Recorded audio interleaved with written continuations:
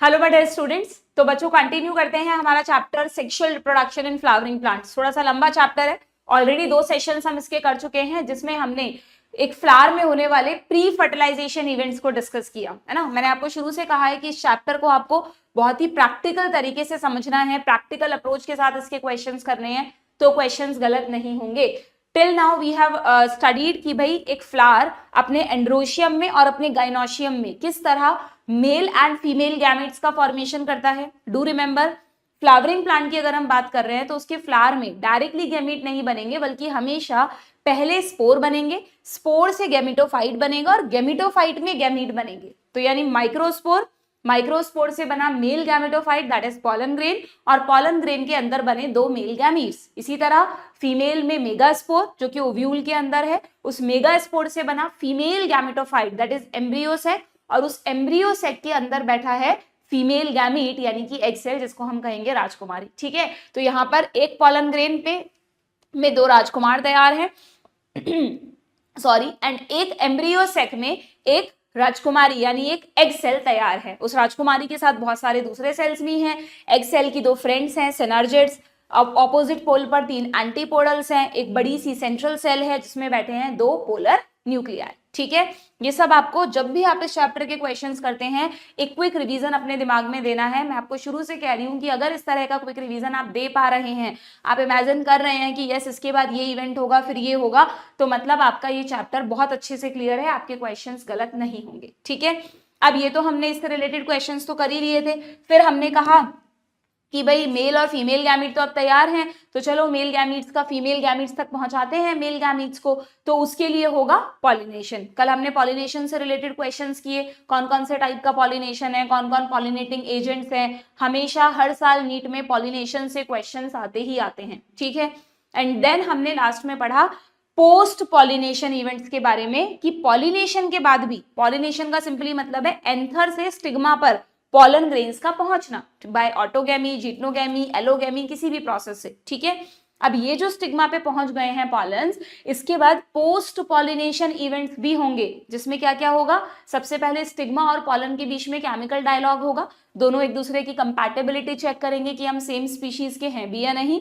अगर same species का है तो पॉलन जर्मिनेट होगा यानी उससे पॉलन ट्यूब निकलेगी, देन पॉलन ट्यूब की ग्रोथ होगी, देन ग्रोथ में स्टिग्मा, स्टाइल और ओवरी से होती हुई pollen tube will enter into the ovule. ठीक है, ओव्यूल में एंटर करने के बाद फिर पॉलन ट्यूब जो है वो एम्ब्रियोसेक में सिनर्जिड्स की तरफ से एंटर करेगी, फिलीफॉर्म एपरेटस को पर्स करते हुए साइटोप्लाज्म ऑफ सिनर्जिड में। मैंने आपको बताया था कल, ध्यान है ना, ये वाला पार्ट आपको इसके आगे के क्वेश्चन ही हम आज करने वाले हैं कि जब ये फिलीफॉर्म एपरेटस को पर्स करेगी तो साइटोप्लाज्म ऑफ सिनर्जिड में मेल गैमीट्स को रिलीज कर देगी। अब ये मेल गैमीट में से एक male gamete will fuse with egg cell and another male gamete fuse with polar nuclei, क्योंकि एक साथ 2 जगह फ्यूजन्स हो रहे हैं, 2 जगह फर्टिलाइजेशन हो रहे हैं, इसलिए इस प्रोसेस को कहते हैं डबल फर्टिलाइजेशन, जिसके क्वेश्चंस हम आज करने वाले हैं। ठीक है, यू ऑल नो कि डबल फर्टिलाइजेशन एंजियोस्पर्म्स का यूनिक फीचर है। एंजियोस्पर्म के अलावा किसी भी प्लांट में डबल फर्टिलाइजेशन नहीं होता, सिंपली फर्टिलाइजेशन होता है, मेल और फीमेल गैमीट का ही फ्यूजन होता है। बट ये प्लांट्स इतने इवॉल्व हैं कि नेचर ने कहा कि जब एम्ब्रियो बन रहा है, जब जायगोट बन रहा है, तो जायगोट बनने के साथ साथ ही एक और न्यूट्रिटिव स्ट्रक्चर उसके लिए बनाया जाए, दैट इज एंडोस्पर्म, है ना। ये आपको जो डायग्राम दिखाया, this is a diagram of fertilized embryo sac. ये वही राजकुमारी का कमरा है एम्ब्रियोसेक, जिसमें आगे जाकर एम्ब्रियो बनेगा। ये थोड़ा सा कंफ्यूजन होता है, बट हमें कभी भी आपको ध्यान रखना है कि इसका नाम एम्ब्रियोसेक क्यों है, क्योंकि आगे जाकर जहां फीमेल गैमीट बैठा है, जहां एग सेल बैठी है, वहीं तो एम्ब्रियो बनेगा, दैट्स वाई इसको शुरू से ही एम्ब्रियोसेक कह रहे हैं हम। ठीक है, तो ये फर्टिलाइज्ड एम्ब्रियोसेक है। अगर मैं तुमसे कहूं कि एक नॉन फर्टिलाइज्ड एम्ब्रियोसेक बताओ, अनफर्टिलाइज्ड, जिसमें अभी तक फर्टिलाइजेशन नहीं हुआ है, तो तुम्हें ध्यान है ना, ये इन्होंने इस तरफ माइक्रोपाइलर एंड बनाया, इस तरफ चैलेजल एंड बनाया, तो मैं भी वही बना देती हूँ।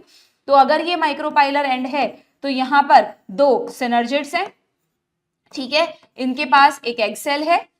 चैलेजल वाले एंड पर हमेशा 3 एंटीपोडल्स होती हैं। ये जो बड़ी वाली सेल है दिस इज सेंट्रल सेल, और ये हैं इसके 2 पोलर न्यूक्लियाई। तो हो सकता है आपसे जब एग्जाम में लेबलिंग टाइप क्वेश्चन आए तो आप ध्यान से देख लेना, अनफर्टिलाइज्ड एम्ब्रियोसेक की लेबलिंग भी आ सकती है और फर्टिलाइज्ड की भी आ सकती है। अगर अनफर्टिलाइज्ड की आई है तो आप इसको एग सेल लिखेंगे, इन दोनों को सिनर्जिड्स लिखेंगे, इन्हें एंटीपोडल लिखेंगे, इसको सेंट्रल सेल लिखेंगे और इसको पोलर न्यूक्लियाई लिखेंगे। लेकिन अगर फर्टिलाइज्ड एम्ब्रियो सैक का डायग्राम आया है, लेबल करना है आपको, तो फिर आप इसको गलती से एग सेल मत लेबल करके आ जाना, ये जायगॉट हुआ ना, क्योंकि फर्टिलाइजेशन हो चुका है। ये जो दो सिनर्जिड्स हैं ये बट ऑब्वियस डीजनरेटिंग है, लगभग डीजनरेट हो गई होंगी, वो तो यहाँ पर डायग्राम में दिखाने के लिए आपको दिखाई है, ठीक है। यहाँ पर ये भी डीजनरेटिंग है, एंटीपोडल्स का फंक्शन अभी तक अननोन है, ये भी डीजनरेट हो जाती है, और इसको आप सेंट्रल सेल लेबल मत कर देना। अब आफ्टर फर्टिलाइजेशन इस सेल का नाम चेंज हो जाता है, this is called PEC, primary endosperm cell, यानी ये पूरा स्ट्रक्चर ही एंडोस्पर्म बनाएगा, बट अभी तक ये एक ही सेल है, तो इसलिए this is the first cell of endosperm, that is primary endosperm cell. और इसका जो न्यूक्लियस है which is a 3n structure, क्योंकि दो पोलर न्यूक्लियाई NN वाले और एक मेल गैमीट आया होगा तो 3n हो गए, तो 3n जो है अब ये पोलर न्यूक्लियाई नहीं रहा, इसका नाम हो गया पेन, प्राइमरी एंडोस्पर्म न्यूक्लियस। यही जो एक सिंगल सेल है जिसको आप पीईसी कह रहे हैं, ये अब अपना डेवलपमेंट स्टार्ट कर देगी। डेवलपमेंट का मतलब इट विल डिवाइड माइटोटिकली, दोनों जगह डिवीजन होगा, एक तो जायगॉट जो एक छोटी सी सेल है वो मल्टीप्लाई करते करते करते करते मल्टी सेल्यूलर एम्ब्रियो बनाएगा, ठीक है। यहाँ पर ये दे रखा है आपको, सिर्फ जायगॉट दिखाया है, ये रहा, जायगॉट को निकाल दिया, ये इस तरह से मल्टीप्लाई करता जा रहा है, इस तरह का स्ट्रक्चर बना दिया इस हिस्से से जायगॉट ने, सोचो, ठीक है।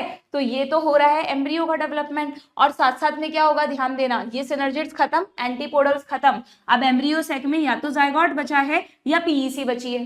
तो जायगॉट ने तो एक इस तरह का एम्ब्रियो बना लिया, और ये जो पीईसी है ना बच्चों, यही पीईसी एंडोस्पर्म बनाएगी, बट कैसे बनाएगी, ये ऑलरेडी इतनी बड़ी सेल है, तो पहले ये फ्री न्यूक्लियर डिविजन्स करेगी। यानी अगर मैं यहाँ पर पीईसी बना दूं, मान लो ये तुम्हारे पीईसी है, ठीक है, ये यहाँ पर ये वाला एम्ब्रियो फॉर्मेशन चल रहा है, दिस इज एम्ब्रियो, तो इस पीईसी में जो न्यूक्लियस है 3n वाला, ये कई बार माइटोसिस करेगा, और 1 से 2, 2 से 4, 4 से 8, 8 से 16, ऐसे करके बहुत सारे न्यूक्लियाई बन जाएंगे, this is called free nuclear endosperm. Most of the plants में एंडोस्पर्म का फॉर्मेशन इसी तरह से होता है कि पहले फ्री न्यूक्लियर डिविजन्स होते हैं, माइटोसिस होता है। अब कभी भी मियोसिस थोड़ा ना करना है, फर्टिलाइजेशन हो चुका है, अब मियोसिस का क्या काम है ना। जायगॉट में भी माइटोटिक डिविजन्स चल रहे हैं, ये पूरा माइटोसिस चल रहा है, और क्योंकि जायगॉट भी 2n है, एंड यू नो एम्ब्रियो भी, this is mature embryo, embryo भी क्या होता है, 2n होता है, तो ये भी पूरा माइटोटिक डिवीजन चल रहे हैं, और पीईसी से जब एंडोस्पर्म बन रहा है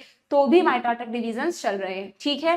अब बहुत सारे फ्री न्यूक्लियर बन गए ना, या तो कुछ प्लांट्स में ये एंडोस्पर्म फ्री न्यूक्लियर ही रह जाता है, ठीक है। Free nuclear generally liquid form का एंडोस्पर्म होता है, जो हम कोकोनट वाटर पीते हैं वो एक तरह का फ्री न्यूक्लियर एंडोस्पर्म है, ठीक है। फिर धीरे धीरे कुछ प्लांट्स में क्या होता है कि ये जो न्यूक्लियाई हैं इनके चारों तरफ सेल वॉल बननी शुरू हो जाती है, इनके चारों तरफ सेल वॉल बननी शुरू हो जाती है, इस तरह से पहले पेरीफेरी पर बनती है, पहले पेरीफेरी पर बनती है, फिर धीरे धीरे बीच वाले पार्ट में बनेगी, ठीक है। तो जैसे जैसे सेल बनने लगती है, अब आप इसको कहेंगे सेल्यूलर एंडोस्पर्म। क्या कहेंगे इसको आप, सेल्यूलर एंडोस्पर्म, क्योंकि इसमें सेल्स बनने लग गए हैं, ये सॉलिडिफाई होता जाता है। जैसे कोकोनट जब पकता जाता है तो उसके अंदर का पानी खत्म होता जाता है और मलाई बन जाती है, फिर धीरे धीरे वो मलाई भी एकदम हार्ड हो जाती है ना, जो हम कोकोनट खाते हैं सॉलिड फॉर्म में, तो that white part is called kernel. तो वो जो कर्नल है वो क्या है, उसका आता है एग्जाम में, दैट इज सेल्यूलर एंडोस्पर्म, क्योंकि अब सेल वॉल बन गई हैं तो वो सॉलिडिफाई हो गया है। जब तक फ्री न्यूक्लियाई थे तो वो लिक्विड स्टेज में था, ठीक है। तो धीरे धीरे इसका सेल्यूलराइजेशन होने लगता है तो ये फ्री न्यूक्लियर एंडोस्पर्म, पर धीरे धीरे ये सेल्यूलर में कन्वर्ट होने लगता है, ठीक है। एक तो ये एंडोस्पर्म डेवलप हो रहा है, प्लस एक और तुम्हारे एनसीईआरटी में ना ये सब डिटेल में है नहीं, बट मैंने लेक्चर में पढ़ा रखा है, एक होता है, एक ऐसा एंडोस्पर्म भी होता है जो शुरू से ही सेल्यूलर है, उसको फिर कहते ही सेल्यूलर एंडोस्पर्म है। उसमें पता है क्या होता है, उसमें ये डेवलपमेंट कैसे होता है देखना, उसमें साथ साथ में डिविजन्स चलेंगे, साथ साथ में मतलब कि अगर ये पीईसी है और ये इसका एक न्यूक्लियस है तो इसने 2 न्यूक्लियस बनाए, सेल वॉल बन गई, फिर 2 से 4 न्यूक्लियस बन गए, इनकी भी सेल वॉल बन गई, फिर 4 से 8 न्यूक्लियस बन गए, उनकी भी सेल वॉल बन गई। तो अगर शुरू से सेल वॉल साथ साथ में बनती जा रही है तो ऐसे एंडोस्पर्म को लास्ट में तो एक जैसा ही दिखेगा, चाहे फ्री न्यूक्लियर हो चाहे एंडोस्पर्म हो, सेल्यूलर हो, दोनों को लास्ट में एक मल्टी सेल्यूलर स्ट्रक्चर बनाना है। बट अगर फ्री न्यूक्लियर पैटर्न में डिवीजन हुए हैं तो वो फ्री न्यूक्लियर एंडोस्पर्म, और अगर शुरू से ही सेल वॉल बनती गई है तो वो सिंपली सेल्यूलर एंडोस्पर्म, ठीक है। तो इस तरह से ये पूरा पोस्ट फर्टिलाइजेशन डेवलपमेंट चलता है, ठीक है। तो डबल फर्टिलाइजेशन पे क्वेश्चन आए या पोस्ट फर्टिलाइजेशन इवेंट्स पर आए, आपको एकदम दिमाग में क्लियरली होना चाहिए पिक्चर क्रिएट की भाई हाँ किस तरह से चीजें यहाँ पर डेवलप कर रही हैं, है ना। और ये सब कहाँ हो रहा है, ये सब कहाँ हो रहा है, भूल गए होंगे, पुरानी बात हो गई मैम अब तो। कहाँ हो रहा है ये सब हो रहा है प्लांट के फ्लावर के ओवरी में बच्चों। ये ओवरी है, ओवरी के अंदर ये ओव्यूल है, ये ओव्यूल है, माइक्रोबाइल ऊपर की तरफ बनाया है, तो यही तो एम्ब्रियो सैक था। इसी एम्ब्रियो सैक में तो फीमेल गैमीट के फर्टिलाइजेशन से जायगोट बना, तो यहीं पर तो ये आपका एम्ब्रियो बन रहा है। और ये वाला जो पार्ट है ये धीरे धीरे एंडोस्पर्म बन रहा है। ये क्या बन रहा है, एंडोस्पर्म। ये धीरे धीरे फैलता जाएगा, ये एंडोस्पर्म अपनी सेल्स बढ़ाता जाएगा। तो बताओ एम्ब्रियो सैक के चारों तरफ क्या था, एम्ब्रियो सैक के चारों तरफ न्यूसेलस था ना, तो न्यूसेलस डीजनरेट होता जाएगा और एंडोस्पर्म बड़ा होता जाएगा। अब एंडोस्पर्म बड़ा तो होगा, बट जब जायगोट डिवीजन शुरू करेगा यानी एम्ब्रियो बना रहा है, तो एम्ब्रियो को नरिश कौन कर रहा है। क्यों नेचर ने ये सब झंझट किया कि यहाँ पर डबल फर्टिलाइजेशन किया, एक तरफ तो जायगोट डेवलप हो रहा है, एक तरफ इतनी सारी एनर्जी यहाँ भी लगानी पड़ रही है, क्योंकि ये इन प्लांट्स के लिए हाईली इवॉल्व और बहुत न्यूट्रिशियस स्ट्रक्चर है। ये जो पूरा स्ट्रक्चर है जिसको अभी आप पीईसी कह रहे हो, यही स्ट्रक्चर तो एंडोस्पर्म बना रहा है।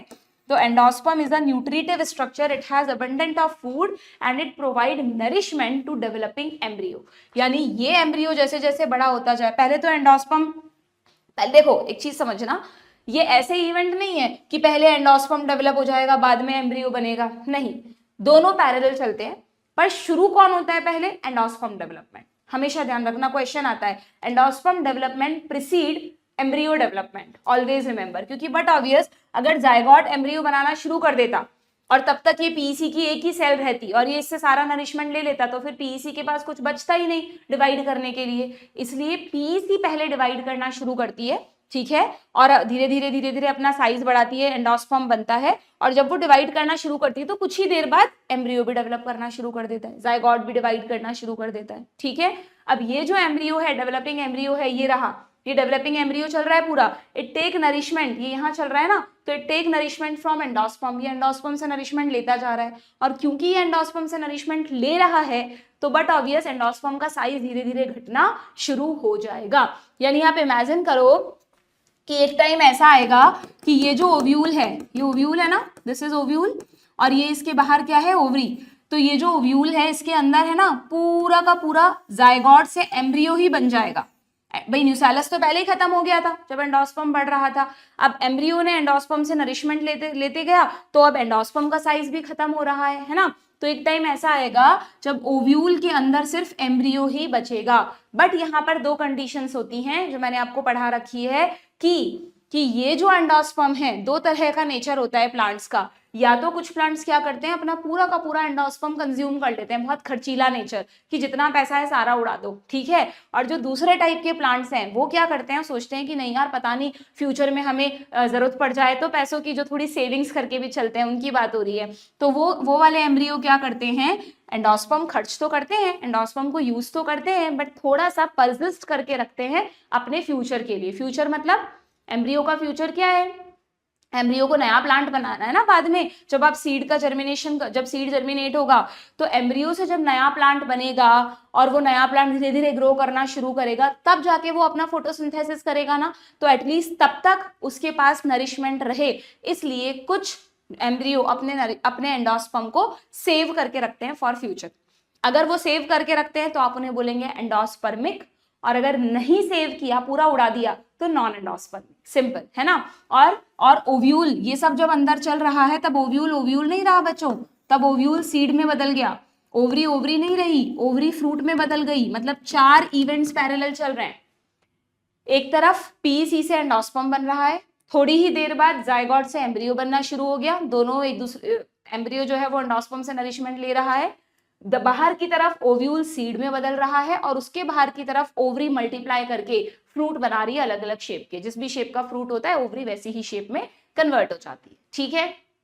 बात समझ में आ रही है। और ये भी ध्यान रखना, ऐसा कोई जरूरी नहीं है एक ओवरी के अंदर एक ही ओव्यूल है, एक ओवरी के अंदर बहुत सारे 100, 200, 1000 ओव्यूल भी हो सकते हैं। हर ओव्यूल के अंदर ये डेवलपमेंट चलेगा। जितने एक फ्रूट में सीड होते हैं उतने ही ओवरी में ओव्यूल होते हैं, बट ऑब्वियस, ठीक है। तो जो मैं बोल रही हूँ ना एंडोस्पर्मिक और नॉन एंडोस्पर्मिक, ये सीड के टाइप्स हैं कि भाई जब ओव्यूल सीड में बदला तो हमें सीड के अंदर या तो सिर्फ एम्ब्रियो मिलेगा, there is no endosperm left, पूरा खा लिया, पूरा खर्च कर दिया, तो ऐसे सीड्स क्या कहलाएंगे? Non endospermic. नॉन एंडोस्पर्मिक का मतलब ये बिल्कुल नहीं है कि उनके पास एंडोस्पर्म था ही नहीं, एंडोस्पर्म तो बनेगा, it is a certain feature of angiosperm, पर उन्होंने पूरा का पूरा खा लिया अपना एंडोस्पर्म, पूरा खर्च कर दिया। और दूसरे जो सीड्स हैं वो वाले सीड हुए जिसमें आपको एम्ब्रियो भी मिलेगा और उसका लेफ्ट ओवर एंडोस्पर्म भी मिलेगा, तो ऐसे सीड्स को आप क्या कहोगे? Endospermic seed. यानी दोनों सीड्स में एम्ब्रियो तो है ही, अगर एक एम्ब्रियो ने अपना एंडोस्पर्म उड़ा दिया तो नॉन एंडोस्पर्मिक, अगर एक एम्ब्रियो ने अपना एंडोस्पर्म फ्यूचर तक के लिए सेव कर रखा है तो वो एंडोस्पर्मिक सीड, ठीक है। और उसमें भी आप बहुत इजीली याद रख सकते हैं, मैं पूरा आपको एक साथ दे दिया ब्रीफ मैंने यहीं पर, फिर हम क्वेश्चंस करेंगे।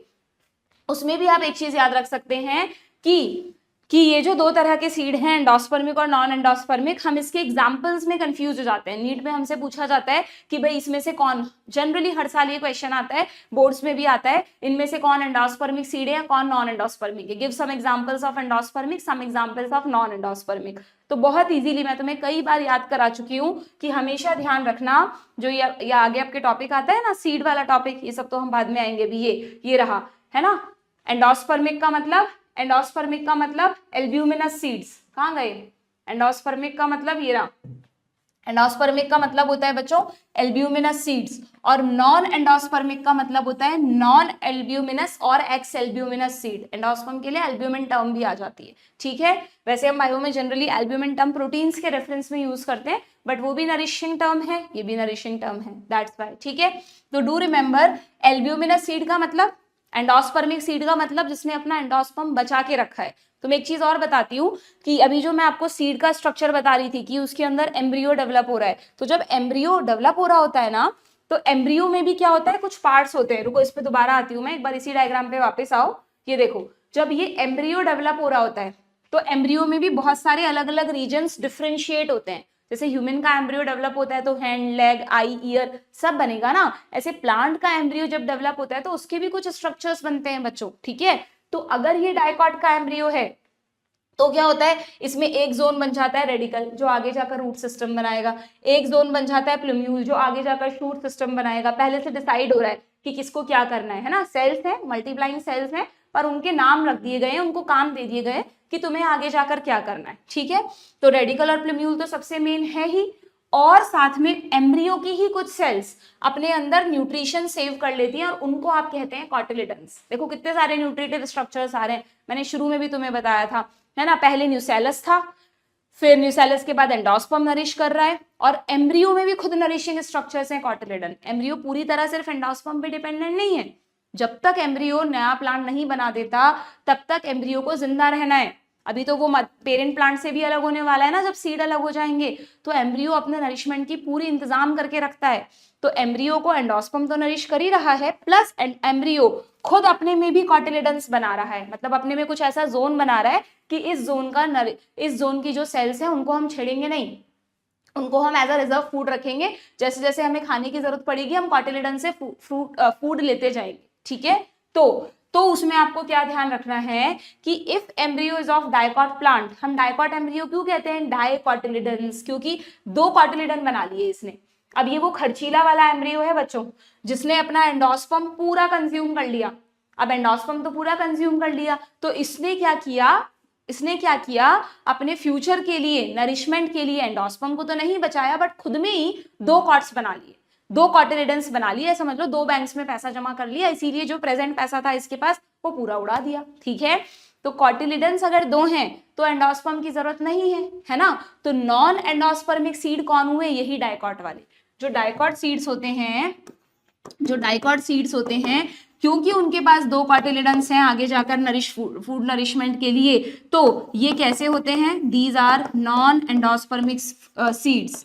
ये अपने पूरे के पूरे एंडोस्पर्म को खर्च कर देते हैं, आगे के लिए बचाकर नहीं रखते, because they have two cotyledons, ठीक है। और अगर यही सेम डेवलपमेंट मोनोकॉट का हो रहा होता, मान लो ये मोनोकॉट का एम्ब्रियो होता, तो यहाँ पर क्या होता, अभी समझाने के लिए सेम डायग्राम बना रही हूँ। मान लो ये रेडिकल है, ये प्लूम्यूल वाला जोन है, ठीक है। तो ये ना एक ही कॉटिलिडन डेवलप करता है, ऐसे दो कॉटिलिडन्स नहीं बनाता, एक ही कॉटिलिडन बनाता तो क्योंकि जो भी है इनकी जेनेटिक्स है कि किसमें कितने कॉटिलिडन्स बनेंगे, अब क्योंकि इसके पास एक ही कॉटिलिडन है ना, तो इसको अपने आगे के फ्यूचर की चिंता है, तो इसने क्या किया, अपने एंडोस्पर्म को भी बचा कर रखा है, अपने एंडोस्पर्म को भी बचा कर रखा है।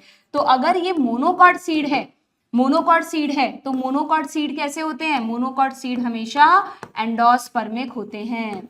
दे save their endosperm for future too because they have only one cotyledon. ये मैंने कई बार आपको पढ़ा रखा है, सिर्फ अभी याद दिला रही हूँ चीजें मैं आपको, ठीक है।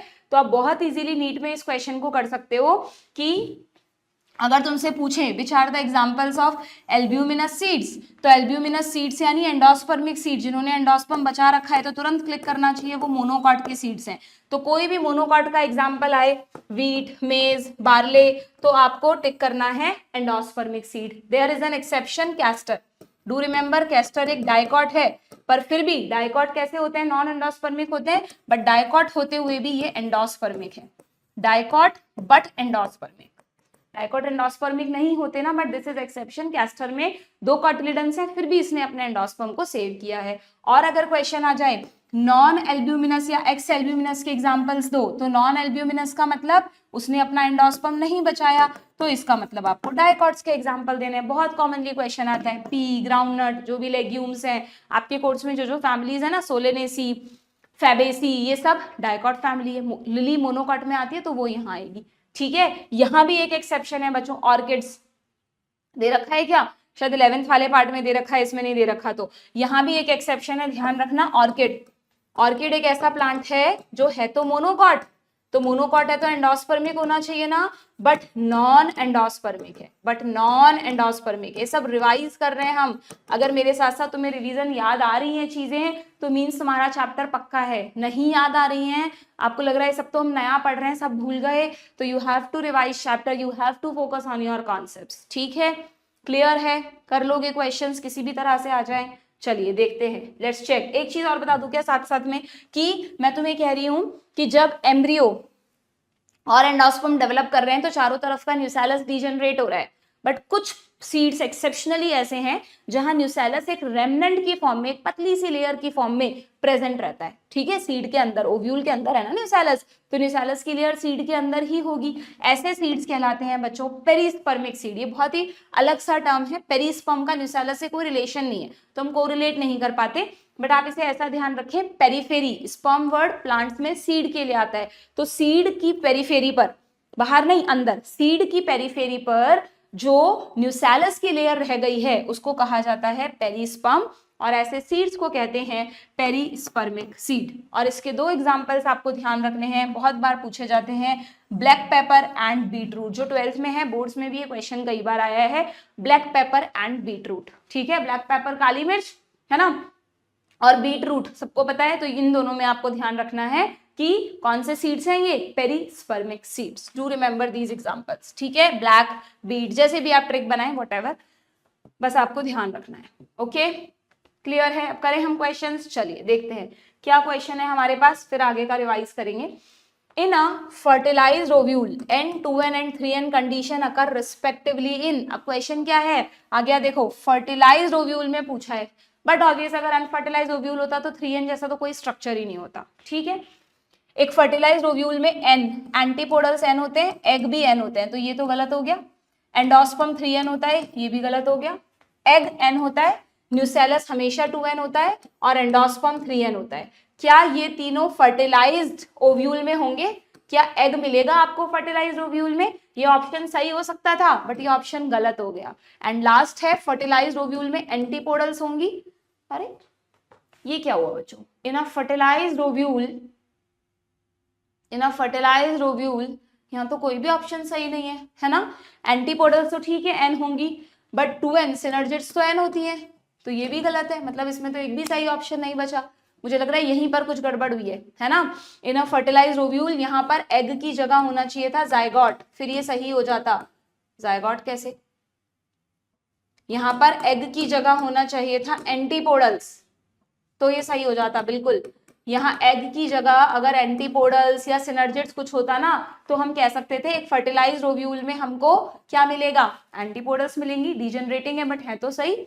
न्यूसैलस मिलेगा, खत्म थोड़ी ना हो गया न्यूसैलस, 2N है, और 3N एंडोस्पर्म भी मिलेगा क्योंकि फर्टिलाइजेशन हो चुका है। ठीक है, तो ये बी ऑप्शन को सही कर लो, then answer would be B. But अगर इस अकॉर्डिंग देखा जाए, नीट में बाई चांस ऐसी कोई गलती हो जाए, वैसे नहीं होती, मिसप्रिंट हो जाए, तो फिर इस तरह के क्वेश्चंस में यू विल गेट बोनस। ठीक है, सबको ही बोनस मिलेगा। जब एक भी सही नहीं है तो फिर कैसे आंसर करेंगे हम टिक। ठीक है, पर हमेशा अपने कॉन्सेप्ट्स पर टिकना सीखो। बहुत बार होता है बुक्स में से अपन क्वेश्चन उठाते हैं, करते हैं, कोई मिसप्रिंट होता है, तो मैंने देखा है बच्चे क्या करते हैं, उस क्वेश्चन को देखकर या तो बहुत टाइम वेस्ट कर देते हैं उसी में कि नहीं नहीं इसका आंसर ऐसे कैसे है, ये क्यों नहीं होना चाहिए था। अगर टाइम वेस्ट हो रहा है, दिमाग में कोई भी कंफ्यूजन है, तो अपने टीचर से पूछो। जहाँ पे भी आप पढ़ रहे हैं, ऑनलाइन ऑफलाइन, आपके टीचर्स हमेशा आपके टच में रहते हैं। आप लोग ही उनसे कॉन्टैक्ट में रहने की कोशिश नहीं करते, हेजिटेट करते हो कि बाद में पूछ लेंगे। ये एटीट्यूड बिल्कुल मत रखना। जितने आप डाउट्स पूछेंगे, जितनी चीजें दिमाग में से क्लियर होती जाएंगी, उतना दिमाग हल्का रहेगा आपका। ठीक है, और आपको चीजें याद रहेंगी। ओके, तो आपको अपने डाउट साथ साथ में क्लियर करने हैं। कहीं भी आप क्वेश्चन पर अटकते हो तो टीचर से कंफर्म करो। अगर बुक में प्रिंटिंग मिस्टेक है उसको सही कर लो। ये नहीं कि उसमें उलझे हुए हैं या उससे एक नया ही कॉन्सेप्ट बना लिया कि हाँ भाई ये भी आंसर हो सकता है। हो सकता है तो फिर उसके पीछे कोई ना कोई लॉजिक होना चाहिए। ठीक है, डन, आगे बढ़े। चलिए नेक्स्ट क्वेश्चन पर आते हैं। If stem has 2n is equal to 10 number of chromosome, stem तो 2n ही होगा, then A, B and C respectively। अच्छा, एक प्लांट है जिसमें 2n की वैल्यू 10 है, तो तुम्हें इनकी वैल्यू बतानी है। बता दो भाई। Number of chromosome in endosperm 3n होता है, एग सेल 2n होती है, एंड पोलर न्यूक्लियाई दोनों न्यूक्लियाई आया है यानी दोनों न्यूक्लियस हैं, तो ये n+n होता है, वही 2n वाली वैल्यू। ठीक है, अब इस तरह के क्वेश्चन में कोई बच्चा ऐसे तो नहीं करता ना 2n 10 है तो 3n 10 into 3 कर दो। अगर आपके पास 2n की वैल्यू है तो पहले आपको n की वैल्यू पता होनी चाहिए, फिर आप 3n निकालना। Now 5 into 3 15। अगर आप सीधा 10 into 3 करते तो 30 हो जाता आंसर। ठीक है, तो 3n की वैल्यू है 15, तो यहाँ पर मुझे 15 क्रोमोसोम मिलेंगे। ये तो 2n ही है 10, और यहाँ पर भी 10 मिलेंगे, तो 15 10 10। ओह सॉरी, देखो क्या कर रहे हैं हम। हाँ, क्या कर रहे हैं, एक्सेल 2n होती है क्या कभी? अभी वो पुराना क्वेश्चन किया ना तो दिमाग में गलत फिट हो गया। एक्सेल तो n होती है, पोलर न्यूक्लियाई n+n 2n। हाँ, अब करो, तो 15, ये हो गया 5 और ये हो गया 10, 15 5 10, ये रहा ऑप्शन सी। ठीक है, क्लियर, आगे बढ़े। नेक्स्ट क्वेश्चन पर आते हैं। इस तरह के क्वेश्चंस आते हैं नीट में। ठीक है, अगर आपको सबकी प्लॉइडी पता है, कौन n है, कौन 2n है, कौन 3n है, आराम से होंगे आपसे क्वेश्चंस। ठीक है, चलिए, select the appropriate option with reference to post fertilization changes in angiosperm. ठीक है भाई, inner integument of ovule develop. अच्छा, ये थोड़ा सा और आगे की बात है। देखो, मैंने आपको काफी सारी चीजें तो बता दी। अब अगर हम ये जो हमने पढ़ा भाई, पोस्ट फर्टिलाइजेशन में क्या हुआ, एक तो एंडोस्पर्म का डेवलपमेंट हुआ अलग अलग तरीके से, वो हमने देख लिया। कोकोनट वाला एग्जांपल ध्यान रखना, कर्नल क्या है, कोकोनट वाटर क्या है। देन एम्ब्रियोनिक डेवलपमेंट की अगर हम बात करें बच्चों, तो एम्ब्रियोनिक डेवलपमेंट में डाइकॉट एम्ब्रियो और मोनोकॉट एम्ब्रियो के जनरली डायग्राम्स अच्छे से देख जाना, मैंने पढ़ा रखे हैं तुम्हें, है ना। इनके डायग्राम्स की लेबलिंग तुम्हें बहुत प्रॉपर्ली आनी चाहिए। जो बोर्ड्स की प्रिपरेशन कर रहे हैं उनके तो लॉन्ग क्वेश्चन में ये भी आ जाता है, पूरा डेवलपमेंट समझाओ कि कौन कौन सी स्टेजेस बन रही हैं, है ना। बट नीट में जनरली क्या होता है, नीट में जनरली यहाँ से क्वेश्चन बनता है तो मोनोकॉट एंड डाइकॉट के स्ट्रक्चर, जो उनके एम्ब्रियो का स्ट्रक्चर है, उस पर क्वेश्चन बनता है। व्हाट हैपन, उस पर क्वेश्चन बनता है। वेट कर लेते हैं। ठीक है, तो आपको स्टेजेस पता है क्या? अगर सबसे पहले जायगॉट होता है तो जायगॉट के बाद, ये देखो ये दिखा रखा, जायगॉट के बाद क्या आता है, जायगॉट के बाद पहले एक पहला डिवीजन होता है, 2 सेल बनती हैं। फिर 2 सेल के बनने के बाद है ना, यहाँ पर एक ऐड और करना है आपको, ये तो सिंपली 2 सेल्स है। फिर एक और स्टेज आती है जिसको बोलते हैं pro embryo, this is pro embryo. फिर जायगॉट से pro embryo, then globular embryo, then heart shape embryo and then mature embryo. ये तो डाइकॉट के एम्ब्रियो में होता है। और अगर मोनोकॉट का एम्ब्रियो होता तो zygote, pro embryo, globular embryo और सीधा mature embryo, heart shape stage नहीं आती। ये हार्ट शेप यहाँ बनाई इसलिए क्योंकि इन्हें 2 कॉटिलेडन्स बनाने थे। ठीक है, तो आपको स्टेजेस भी ध्यान रखनी है और आपको डायग्रामेटिकली भी ध्यान रखना है। हम डायग्राम बेस्ड क्वेश्चन आगे करेंगे। ठीक है, ओके, अब आते हैं हम इस पर। अगर हम सीड की बात करें ना बच्चों, अगर हम सीड की बात करें तो देखो, तुम्हें बिल्कुल ओव्यूल का स्ट्रक्चर ध्यान रखना है अपने दिमाग में। जो जो चीजें ओव्यूल में थी वो सब सीड में होगी। हमने ओव्यूल में क्या क्या पढ़ा था? ओव्यूल में हमने माइक्रोपाइल पढ़ा था, फ्यूनिकल पढ़ा था, है ना, हाइलम पढ़ा था, junction of funicle and body of ovule. तो ये सब कुछ सीड में कर दो तुम। सीड ओव्यूल किससे अटैच है? ओवरी से। तो सीड किससे अटैच होगा? फ्रूट से। ठीक है, तो ये तो हो गया अटैचमेंट। जिस स्टॉक के थ्रू अटैच है वो हो गया फ्यूनिकल। ये वाली जगह हो गई हाइलम, जो कि सीड में एक स्कार मार्क की तरह, एक डिप्रेशन की तरह दिखता है। ठीक है, अब जैसे ओव्यूल में दो इंटेग्यूमेंट्स होते हैं ना, आउटर एंड इनर, वैसे ही इंटेग्यूमेंट सीड कोट कहलाएंगे। अब सीड की जो कवरिंग है, सीड कॉट नहीं, सीओटी कॉट, कॉटिलेडन्स नहीं, कॉटिलेडन तो अंदर एम्ब्रियो का पार्ट है। सीड कोट, सीओएटी कोट, कोट ये रही, इंटेग्यूमेंट सी कोट है। ठीक है, तो आउटर और इनर दो सीड कोट होते हैं जनरली। आउटर वाले को कहते हैं टेस्टा, थोड़ा टफ होता है, और अंदर वाला सॉफ्ट होता है, उसको कहते हैं टेगमेन। ये टर्म्स आपको पता होनी चाहिए। ठीक है, फिर अंदर न्यूसेलस था ना, वो तो खत्म हो गया है। अगर किसी सीड में पेरिस्पर्म की फॉर्म में होगा तो होगा। तो अंदर क्या होगा? अब अंदर आपको मिलेगा एक तो एम्ब्रियो, एक तो एम्ब्रियो, डेवलपिंग एम्ब्रियो, या तो वो डाइकॉट का एम्ब्रियो या तो वो मोनोकॉट का एम्ब्रियो है। और अगर वो एंडोस्पर्मिक सीड है तो आपको साथ में एंडोस्पर्म भी मिलेगा। अगर नॉन एंडोस्पर्मिक सीड है तो सिर्फ एम्ब्रियो मिलेगा, नथिंग एल्स। ठीक है, अब अगर मैं एम्ब्रियो की बात करूं तो एम्ब्रियो में क्या क्या है? अभी बताया मैंने तुम्हें, स्ट्रक्चर देखा था ना एम्ब्रियो का। एम्ब्रियो में रेडिकल है, प्लूम्यूल है और उसके कॉटिलेडन्स है। अगर डाइकॉट है तो 2 कॉटिलेडन्स, मोनोकॉट है तो 1 कॉटिलेडन। कितना सिंपल स्ट्रक्चर है। प्रैक्टिकली लॉजिकली समझोगे तो दिक्कत नहीं आएगी। और तुम ये पूरे बड़े से पैराग्राफ्स को पढ़ते रहते हो, अच्छा इसमें ये है, ये कहाँ है, तुम कोरिलेट ही नहीं कर पाते। अब तुम एकदम क्लियर है ना एक सीड के अंदर क्या क्या होगा। ठीक है, एक टर्म और है, ये जो प्लूम्यूल और रेडिकल हमने देखा, ये एक ही एक्सिस पर है ना, इसलिए इस एक्सिस को एम्ब्रियोनल एक्सिस कहते हैं। ठीक है, क्लियर है। तो किसी भी सीड में तुम्हें क्या क्या मिलेगा? एक तो उस सीड की कवरिंग्स यानी सीड कोट, टेस्टा टेगमेन। एक उस सीड के अंदर एम्ब्रियो, एम्ब्रियो की दो parts, cotyledons and embryonal axis. Embryonal axis का मतलब रेडिकल प्लस प्लूम्यूल है ना। एक सीड कोट हो गया, एक एम्ब्रियो हो गया, और तीसरी चीज मिलेगी एंडोस्पर्म। सीड के अंदर तीसरी चीज क्या मिलेगी? एंडोस्पर्म। वेदर प्रेजेंट और नॉट, जरूरी नहीं है, प्रेजेंट हो भी सकता है, नहीं भी, जिसके बेसिस पर आप सीड्स को दो तरह के बोलते हो, endospermic and non endospermic. Simple है। ठीक है, अब तुम ये वाले क्वेश्चंस भी कर सकते हो। देखो, कह रहा है कि inner integument of ovule is called tegmen. Yes. Ovary wall जो है वो पेरिकार्प बनाती है। यस। ओव्यूल जो है वो फ्रूट बनाता है। गलत, जल्दीबाजी में सही मत कर देना। ओव्यूल फ्रूट थोड़ा बनाता है, ओव्यूल सीड बनाता है। फ्रूट ओवरी बनाती है, और ओवरी की वॉल यानी फ्रूट की वॉल को ही पेरिकार्प कहते हैं। कार्पी वर्ड फ्रूट के लिए आता है, पेरी यानी चारों तरफ। ठीक है, जाइगोट फ्रॉम एंडोस्पर्म, बिल्कुल गलत। आउटर इंटेग्यूमेंट ऑफ ओव्यूल, जो आउटर इंटेग्यूमेंट है ओव्यूल का, क्या वो टेस्टा बनाता है? Yes, outer coat is टेस्टा। तो यहाँ पर जो करेक्ट बताना है हमें इनकरेक्ट बताने हैं। Select the appropriate in angiosperm, choose the correct. ठीक है, तो हम यहाँ पर सही हुए A, B and E, A, B and E, यानी option B.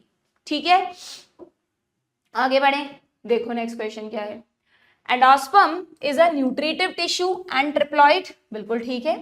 Endosperm is formed by fusion of secondary nucleus. Secondary nucleus पता है क्या किसको कहते हैं? ये ध्यान रखना, एनसीईआरटी में ये टर्म लिखी हुई नहीं है, बट डू रिमेंबर, जब दो पोलर न्यूक्लियाई आपस में फ्यूज हो रहे होते हैं ना बच्चों, जब दो पोलर न्यूक्लियाई आपस में फ्यूज हो रहे होते हैं, ये देखो इस वाले डायग्राम पर आओ, पॉलन ट्यूब वाले डायग्राम पर, ये रहा, हमेशा ध्यान रखना, यहाँ पर लिख लेना, मैंने लिखवाया हुआ है लेक्चर में, कि जब दो पोलर न्यूक्लियाई आपस में फ्यूज हो रहे होते हैं तो फिर इसको सेकेंडरी न्यूक्लियस कहते हैं। और फिर इसी सेकेंडरी न्यूक्लियस से ये मेल गैमीट आके फ्यूजन करता है। तो secondary nucleus 2n, male gamete n, तो 2n और n के जुड़ने से 3n, ट्रिपल फ्यूजन हो जाता है। ठीक है, ध्यान रहेगी ये टर्म आपको। चलिए, तो यहाँ पे क्या बोल रहा है क्वेश्चन, कि एंडोस्पर्म कैसे बनता है? By fusion of secondary nucleus to second male gamete. ठीक है, यानी बट ऑब्वियस इसीलिए ये ट्रिप्लॉइड है, क्योंकि ये 2n और n स्ट्रक्चर के फ्यूजन से बन रहा है, and it is used by developing embryo.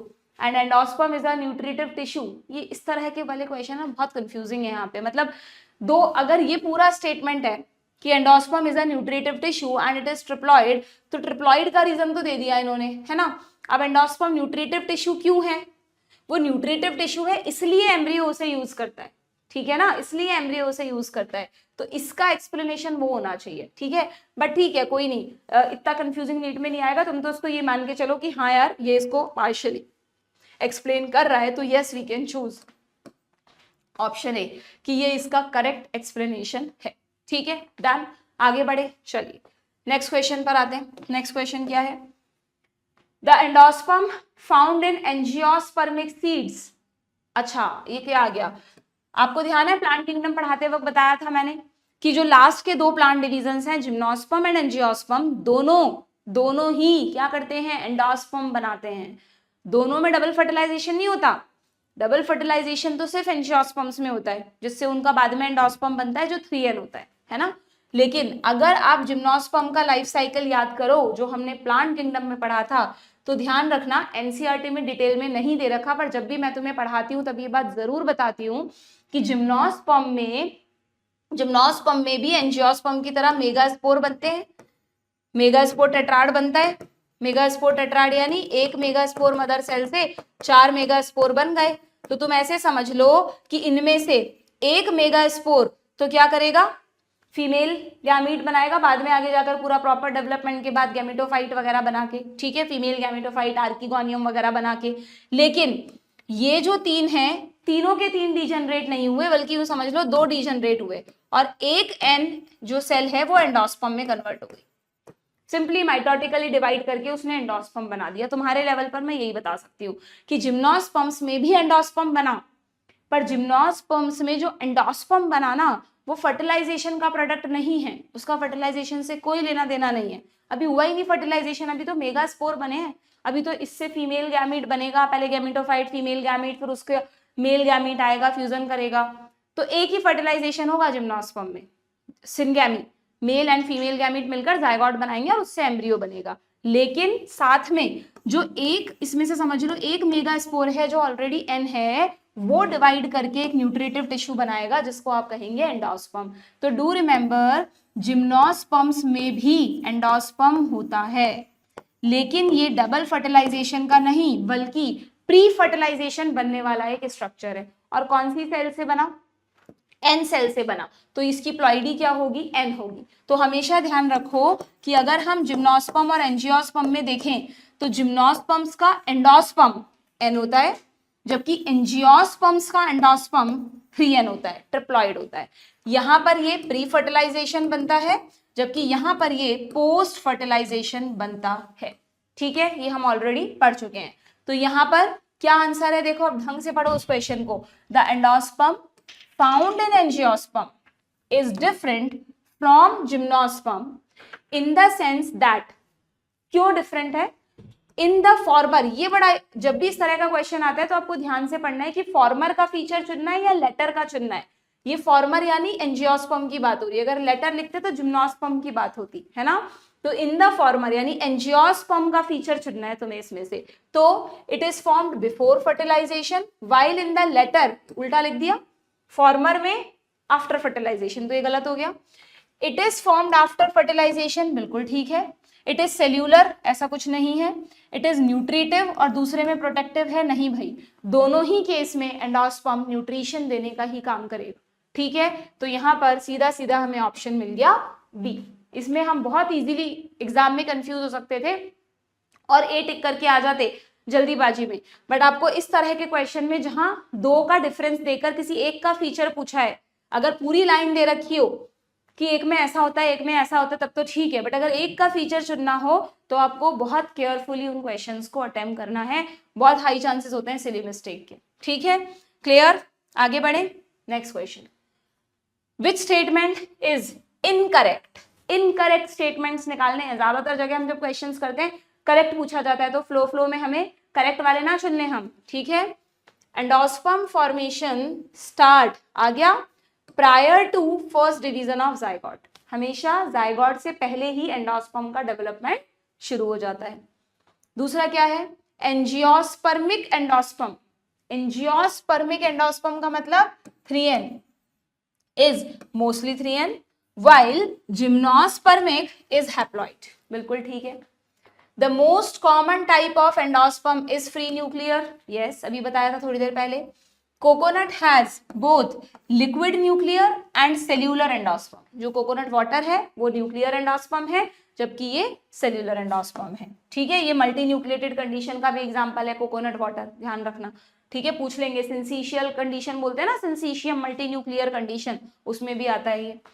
Milky water of green tender coconut, जब तक कोकोनट कच्चा है, पूरी तरह पका नहीं है, तो आप उसको टेंडर कोकोनट बोलेंगे। ठीक है, ग्रीन कलर का होता है, तो उसका जो मिल्की वाटर है उसको ये कह रहा है कि वो लिक्विड फीमेल गैमेटोफाइट है।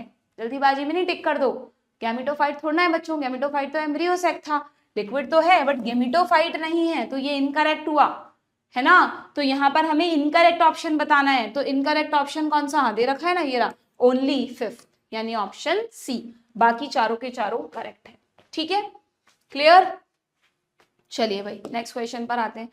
नेक्स्ट क्वेश्चन क्या है, स्टेटमेंट टाइप क्वेश्चन है। Zygote give rise to embryo, yes.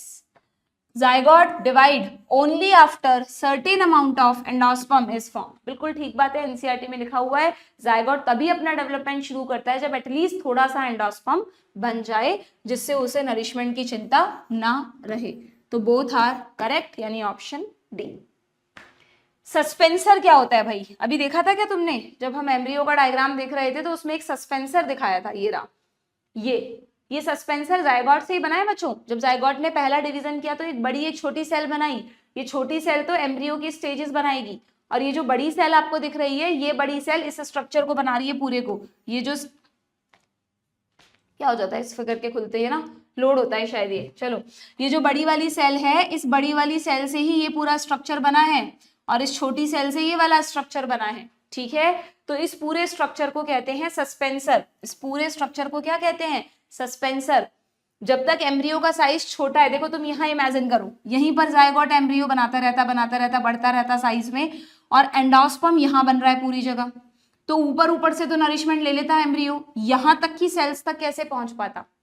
तो बहुत जरूरी है कोई ऐसा स्ट्रक्चर हो एम्ब्रियो में जो डेवलपिंग एम्ब्रियो को नीचे की तरफ धकेले, नीचे की तरफ मतलब एंडोस्पर्म की तरफ धकेले। अगर ये डायग्राम उल्टा होता तो मैं बोलती हूँ ऊपर की तरफ धकेले, जहां एंडोस्पर्म बन रहा है उस तरफ एम्ब्रियो को पुश करना जरूरी है। तो इसलिए नेचर ने एम्ब्रियो के डेवलप होने के साथ साथ उसमें कुछ ऐसे डिविजन्स किए जिससे एक लंबा स्ट्रक्चर बन जाए, लॉन्जिट्यूडनल। बट ऑब्वियस जैसे जैसे लंबा स्ट्रक्चर बनेगा एम्ब्रियो एंडोस्पर्म की तरफ पुश होगा। ठीक है, तो इस स्ट्रक्चर को, जिससे एम्ब्रियो, मान लो एम्ब्रियो यहाँ आ गया, तो एम्ब्रियो सस्पेंड हो रखा है किसमें, एंडोस्पर्म में, जिससे उसको नरिशमेंट मिल सके, पूरे एंडोस्पर्म के कांटेक्ट में वो रहे, इस स्ट्रक्चर को आप कहते हैं सस्पेंसर। जैसे जैसे एम्ब्रियो का साइज बढ़ता है, पहले तो एम्ब्रियो गोल था, है ना, और ये पूरा स्ट्रक्चर लंबा होता जा रहा था, अब एम्ब्रियो को उसने यहां तक धकेल दिया। ठीक है, अब एम्ब्रियो थोड़ा इलोंगेटेड वे में ग्रो करना शुरू करता है, और जो सस्पेंसर है ना बच्चों, वो पूरा धकेल चुका है एम्ब्रियो को, अब सस्पेंसर छोटा होने लग जाता है, और धीरे धीरे एक स्टेज ऐसी आती है जब सस्पेंसर बिल्कुल ही गायब हो जाता है, ये भी नहीं रहेगा। जो मैच्योर एम्ब्रियो का डायग्राम है देखो तुम, ये रहा नेक्स्ट पेज पे, वहां पर ये वाला डायग्राम भी नहीं है। ठीक है, तो what is the function of suspensor, ये देखो, अब यहाँ कोई सस्पेंसर नहीं रहा रेडिकल के पास, वहां था रेडिकल के पास। ओके, इस डायग्राम में इसको पलट दिया है, वहां पर कॉटिलिडन्स ऊपर जा रहे थे, यहाँ कॉटिलिडन्स नीचे जा रहे हैं, तो गलती मत कर देना तुम इसको रेडिकल लेबल करके आ जाओ कि उसमें ऊपर की तरफ रेडिकल देखा था। हमेशा ध्यान रखना, जहां से दो कॉटिलिडन्स निकलते हैं वो प्लूम्यूल वाला पार्ट है बच्चों, और उसका जो ऑपोजिट है वो रेडिकल वाला पार्ट है। ठीक है, रेडिकल के पास जो होता है, दिस इज हाइपोकटाइल, क्या हो रहा है स्लाइड को, रेडिकल के पास जो होता है दैट इज हाइपोकटाइल, और यहाँ पर एक लेबलिंग और लिख दो, प्लूम्यूल के पास जो होता है उसको कहते हैं एपिकटाइल। क्या कहते हैं इसको, एपिकटाइल। ये वाला जो रीजन है इसको कहते हैं एपिकटाइल। ये दोनों टर्म्स भी तुम्हें पता होने चाहिए। दिस इज एक तरह से हाइपोकटाइल, ये रेडिकल हो गया, ये एपिकटाइल हो गया, और ये प्लूम्यूल हो गया। ये पूरी क्या हो गई, ये पूरी हो गई एम्ब्रियोनल एक्सिस, रेडिकल को कवर करती हुई रूट कैप है, और यहाँ पर ये कॉटिलिडन इसका पार्ट नहीं है एक्सिस का, कॉटिलिडन इधर है, ये दो हो गए कॉटिलिडन्स। ठीक है, ये इसमें मत कर देना, एम्ब्रियोनल एक्सिस का पार्ट नहीं है कॉटिलिडन्स। डन, ठीक है, आगे बढ़े। चलिए, परेशान कर रहा है बहुत, है ना, ढंग से पढ़ाने नहीं देगा। चलो आगे बढ़ते हैं। तो function of suspensor of embryo, absorb कर रहा है नरिशमेंट को, नहीं। फॉर्मेशन ऑफ सेकेंडरी एम्ब्रियो, ऐसा कुछ नहीं। Push the embryo into nutritive endosperm, simply option B. Next question, arrange the following stages of development of a dicot embryo. अभी अभी देखा हमने, सबसे पहले जायगॉट बनेगा, this is first stage. Zygote के बाद ग्लोब्यूलर एम्ब्रियो, इन्होंने प्रो एम्ब्रियो नहीं दिया, कोई बात नहीं। Then heart shape embryo and finally typical यानी मेच्योर एम्ब्रियो। तो C D A B, C D A B, option B. Please इस तरह के क्वेश्चंस में जहां तुम्हें लास्ट में सही सीक्वेंस चुननी होती है, बहुत केयरफुली क्वेश्चन करना, क्योंकि यहां तो तुम सही कर देते हो, पर जब उसका सही ऑप्शन चुनना होता है तो कभी कभार सी ए डी बी कुछ भी गड़बड़ कर देते हो और अननेसेसरी तुम्हारे मार्क्स कट जाते हैं। तो इस तरह के क्वेश्चंस की भी प्रैक्टिस होनी चाहिए, ठीक है। हर तरह के क्वेश्चंस करा करो, जब भी क्वेश्चन करते हो अपना कोई वीक पॉइंट मत रखो। अगर किसी तरह के क्वेश्चन से डर लगता है तो उस पैटर्न के और ज्यादा क्वेश्चन करो। आज के टाइम में रिसोर्सेज की तो कमी है ही नहीं, तुम्हें पता है हर तरह की बुक्स अवेलेबल है, हर तरह की चीजें ऑनलाइन अवेलेबल है। मैं ये भी नहीं कह रही कि क्वेश्चंस को ढूंढने में अपना टाइम वेस्ट करो, आपके पास हमेशा एक अच्छा रिसोर्स होना चाहिए। जैसे लेक्चर्स के लिए आप कहते हैं कि मैम हमें आपके लेक्चर्स बहुत पसंद आते हैं, हम पूरा आप पर कंप्लीट फेथ रखते हैं और आपके सारे लेक्चर्स ढूंढते हैं, ऐसे एक अच्छा सोर्स आपके पास क्वेश्चंस का होना चाहिए। ये नहीं कि आज है ना इस चैप्टर के क्वेश्चन करने का मन है यार, मॉड्यूल के तो हो चुके क्वेश्चन, अब कहाँ से करें, तो 1 घंटा तो हमारा टेलीग्राम पे या कहीं ढूंढने में ही वेस्ट हो गया। हमेशा एटलीस्ट बायोलॉजी में तो आपके पास जो भी आप अपने मॉड्यूल से करते हैं, कोचिंग के मॉड्यूल के क्वेश्चंस करते हैं, रेगुलर जो मॉड्यूल है उसके अलावा भी या तो आपके कोचिंग ने कुछ एक्स्ट्रा आपको दे रखा हो या फिर आपने कोई एक अच्छी बुक अपने पास रखी होनी चाहिए, उसके क्वेश्चंस किया करो जिसमें हर तरह के पैटर्न के क्वेश्चंस हो, ठीक है। बुक खरीदने में कंजूसी मत किया करो, क्वेश्चंस थ्योरी नहीं पढ़नी है किसी भी बुक से, बट क्वेश्चंस की अच्छी बुक्स हमेशा अपने पास रखो और उनको करो। अब ये नहीं ये सुनते ही आज ही तुम बुक खरीदने निकल जाओ और अभी मॉड्यूल ही नहीं हुआ तुम्हारा। पहले मॉड्यूल, पहले कॉन्सेप्ट, फिर मॉड्यूल, फिर वो भी हो जाए और फिर लगे और क्वेश्चंस करने हैं तो फिर आपको उस बुक पर जाना है, ठीक है। चलो मैच द कॉलम कर दो भाई। पेरिकार्प ओवरी की वॉल जो फ्रूट बनाती है, perisperm persistent nucellus, albuminous seeds, albuminous यानी एंडोस्पर्म बचेगा, नॉन एल्ब्यूमिनस में नो रेसिडुअल एंडोस्पर्म। तो ए का थर्ड, बी का फर्स्ट, ए थर्ड बी फर्स्ट दो ऑप्शंस में दिया है, सी फोर्थ डी सेकेंड, ये रहा ऑप्शन सी। नेक्स्ट क्या है, वीट को किससे मैच करूं बताओ, फटाफट बताओ। अब वीट मोनोकॉट है, मोनोकॉट के पास एक कॉटिलिडन है तो उसको आगे के लिए एंडोस्पर्म बचा के रखना है, तो it is albuminous seed. Black pepper में न्यूसेलस पेरिस्पर्म के फॉर्म में होता है। कैश्यू काजू में, काजू क्या है, एक फॉल्स फ्रूट है, पता है क्या, ट्रू एंड फॉल्स फ्रूट वाला क्लासिफिकेशन सबको पता है या नहीं पता। जब तुम ये सारी चीजें पढ़ लेते हो तो उसके बाद सीड वगैरह सब पढ़ लेते हो तो लास्ट में आता है फ्रूट फॉर्मेशन, है ना। फ्रूट के बारे में तुम्हारी बुक में ज्यादा डिटेल नहीं है बच्चों, सिर्फ इतना सा दे रखा है कि ट्रू फ्रूट और फॉल्स फ्रूट क्या होते हैं। यूजुअली तुमको पता है कि जो फ्रूट है वो ओवरी से ही बनता है, तो वो सब ट्रू फ्रूट्स है। बट कुछ केसेस ऐसे होते हैं जहां पर क्या होता है, ओवरी नहीं बनाती फ्रूट को, ओवरी छोटी की छोटी रह जाती है, बल्कि ओवरी जिस पर बैठी है थैलेमस, वो डेवलप करके फ्रूट बना देता है। कोई दिक्कत नहीं, अंदर फर्टिलाइजेशन वगैरह सब हुआ है, पर ओवरी को जो बढ़ना चाहिए था उसकी जगह थैलेमस बढ़ गया, तो ऐसे फ्रूट्स को फॉल्स फ्रूट कहते हैं। आपको सीड भी मिलेगा, सब कुछ मिलेगा इसमें, बस जो सोर्स है फ्रूट का वो ओवरी की जगह कुछ और है, जनरली थैलेमस होता है, तो ऐसे फ्रूट्स को कहते हैं फॉल्स फ्रूट। जिसमें आपको 4 एग्जाम्पल आई थिंक तुम्हारी बुक में जो दे रखे हैं, 3 एग्जाम्पल वो ध्यान रखने हैं, एप्पल, स्ट्रॉबेरी, कैश्यूनट। एक और ऐड कर लो इसमें, एप्पल और एप्पल के अलावा एक तुम्हारी बुक में डायग्राम है ना, हाँ एप्पल के साथ बच्चों पाइनएप्पल भी लिख दो। एप्पल एंड पाइनएप्पल दोनों फॉल्स फ्रूट का एग्जाम्पल है। आप देखकर पता नहीं लगा सकते कि ये फ्रूट फॉल्स फ्रूट है कि नहीं, आपको पता होना चाहिए, तो रटना पड़ेगा आपको, Apple, pineapple, strawberry and cashew, ठीक है। तुम्हारी बुक में ये रहे 2 डायग्राम्स हैं, एक स्ट्रॉबेरी का है, एक एप्पल का है, दोनों ही फॉल्स फ्रूट है। यहाँ पर एक नई टर्म है जो थ्योरी में कहीं नहीं लिखी हुई है, स्ट्रॉबेरी के फ्रूट को एकीन कहते हैं। फ्रूट के बहुत सारे टाइप्स होते हैं, मॉर्फोलॉजी में बोला था मैंने, तुम्हारे कोड से हट चुके हैं। जैसे legume is a type of fruit, है ना, berry is a type of fruit, ये फ्रूट के टाइप्स हैं जो आपको नहीं पढ़ने होते, बट ये टर्म है तो याद रखना, दिस इज एकीन, ठीक है, क्लियर। देखो कितना अच्छा एप्पल से फॉल्स फ्रूट समझ में आ रहा है। जो एप्पल का पार्ट हम खा रहे हैं, जिसे आप पेरिकार्प, मतलब जो एक्चुअली ओवरी वॉल होना चाहिए था, पेरिकार्प होना चाहिए था, वो पेरिकार्प नहीं है बल्कि वो थैलेमस है। एडिबल पार्ट इज थैलेमस, तो फ्रूट किसने बनाया, थैलेमस ने। अब हो सकता है नीट में यही क्वेश्चन आ जाए, डायग्राम आ जाए लेबल करने के लिए, तो ज्यादातर बच्चे इसको ओवरी या पेरिकार्प लेबल करके आ जाएंगे, जबकि ऐसे होगा ABCD, ए में लिखा होगा ऑप्शन में पेरिकार्प, ये पेरिकार्प नहीं कह सकते आप इसको, क्योंकि ये एप्पल का फ्रूट है, तो दिस इज थैलेमस। क्योंकि ये स्ट्रॉबेरी का फ्रूट है, दोनों ही क्या है, फॉल्स फ्रूट्स हैं। तो जो एडिबल पार्ट है आप उसको पेरिकार्प नहीं कहेंगे बच्चों। पेरिकार्प वर्ड तब यूज करते हैं जब ओवरी ने फ्रूट बनाया हो, ठीक है। यहाँ पर थैलेमस ने फ्रूट बनाया है, तो पेरिकार्प कहाँ गया, देखो इस डायग्राम में। अब एप्पल में सेंटर में आपको पता है सीड्स लगे होते हैं, और सीड्स के चारों तरफ वो थोड़ा अजीब सा पार्ट नहीं होता, कभी खा के देखना, बड़ा हार्ड सा और टेस्टलेस होता है, कड़वा सा भी लगता है।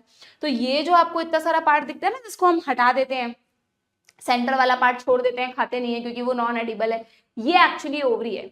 तो ओवरी की जो वॉल है वो डिफरेंशिएट भी हुई है यहाँ पर वो एडिबल नहीं हो पाई। देखो डिफरेंशिएट भी हुई है, ये अगर सीड है तो सीड के चारों तरफ जो लेयर तुम्हें दिख रही है, दिस इज एंडोकार्प। ध्यान से लेबलिंग देखकर जाना। एंडोकार्प के चारों तरफ जो लेयर तुम्हें दिख रही है, दिस इज मीजोकार्प, है ना। और दिया नहीं, मीजोकार्प के बाहर ये जो दिख रही है, इसको आप थोड़ा बहुत एपिकार्प मान सकते हो। तो एक तरह से ये तीनों मिलकर हो गई पेरिकार्प। तो पेरिकार्प है एप्पल में, पर नॉन एडिबल है। हम खा क्या रहे हैं, थैलेमस, और बीच में क्या लगे हुए हैं, सीड्स। एप्पल के seeds are non edible. Even बोलते हैं एप्पल के सीड्स तो पॉइजनस भी होते हैं, बहुत ज्यादा अमाउंट में किसी ने खा लिए तो पॉइजनस भी हो सकते हैं। एक्सपेरिमेंट मत करके देखना, ठीक है, ओके। और स्ट्रॉबेरी में तो आपको पता है कितनी अजीब बात है, हमेशा सीड फ्रूट के अंदर होता है ना, बट स्ट्रॉबेरी में सीड्स फ्रूट के बाहर होते हैं। वो जो आपको स्ट्रॉबेरी पर छोटे छोटे येलो कलर के दाने दिखते हैं, वो एक्चुअली स्ट्रॉबेरी के सीड्स है, ठीक है। क्लियर, इन सब के रीजंस में हमें नहीं जाना। तो यहाँ पे आपसे पूछा है कैश्यू कौन सा फ्रूट है, कैश्यू काजू भी फॉल्स फ्रूट में आएगा। एप्पल, पाइनएप्पल, स्ट्रॉबेरी और कैश्यू नट, ठीक है। सिट्रस फ्रूट्स में मैंगो, ऑरेंज वगैरह आते हैं। पॉलीएम्ब्रियोनी अभी बताऊंगी क्या होती है। तो ए का थर्ड, बी का फर्स्ट, ये रहा एक ही ऑप्शन में है, ऑप्शन सी, ठीक, डन। आगे देखते हैं। नाउ यहाँ पर पार्थेनोकार्पी भी आ गया। चलो, तो ये वाला पार्ट तो हमारा हो गया। अच्छा, ये वाला डायग्राम भी देख जाना, ये चारों सीड के डायग्राम है। These are two dicot seeds. ये ग्राम है, ये कैस्टर है। देखो कैस्टर डाइकॉट है, डाइकॉट है तो दो कॉटिलेडन है, तो एंडोस्पर्म नहीं होना चाहिए था, बट कैस्टर के पास ये रहा एंडोस्पर्म है। ये रहा चारों तरफ डॉटेड पार्ट जो दिख रहा है, दिस इज एंडोस्पर्म, है ना। तो ये डाइकॉट होते हुए भी एंडोस्पर्मिक है, ठीक है। ये अनियन का सीड है। अब ढूंढने मत लग जाना अनियन में मैम सीड कहाँ है। तुम जो खाते हो अनियन का पार्ट, वो वेजिटेटिव पार्ट है ना बच्चों, वो लीव्स एंड स्टेम खा रहे हैं हम अनियन में, फ्लैशी लीव्स, छोटा सा बीच में बल्ब स्टेम, है ना। आपने देखा होगा ग्रीन अनियन जो होती है, हरी प्याज, स्प्रिंग अनियन, उसमें क्या होता है, ऊपर की तरफ वो निकला रहता है, वो लीव्स है उसकी, फिर उसमें ऊपर की तरफ इन्फ्लोरेसेंस आता है, वहां फ्लावर होता है, फिर उस फ्लावर से सीड्स बनते हैं, वो सीड है ये, जो हमने देखा ही नहीं है यूजुअली, क्योंकि हम अनियन के सीड्स नॉर्मली यूज नहीं करते, ठीक है।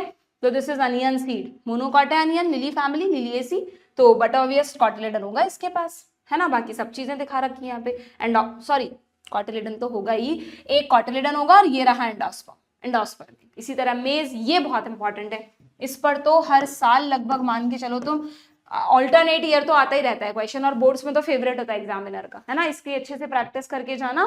इसमें एक लेबलिंग ऐड कर लो, इसमें है ना, एक मिनट, इसमें ये जो तुम्हें एंडोस्पर्म दिख रहा है ना बच्चों, अच्छा एक चीज और ध्यान रखना, जहां पे भी आप एंडोस्पर्म देख रहे हो वो फूड स्टोर कर रहा है, एंड प्लांट्स में आपको पता है फूड, स्टोर्ड फूड क्या है, स्टार्च।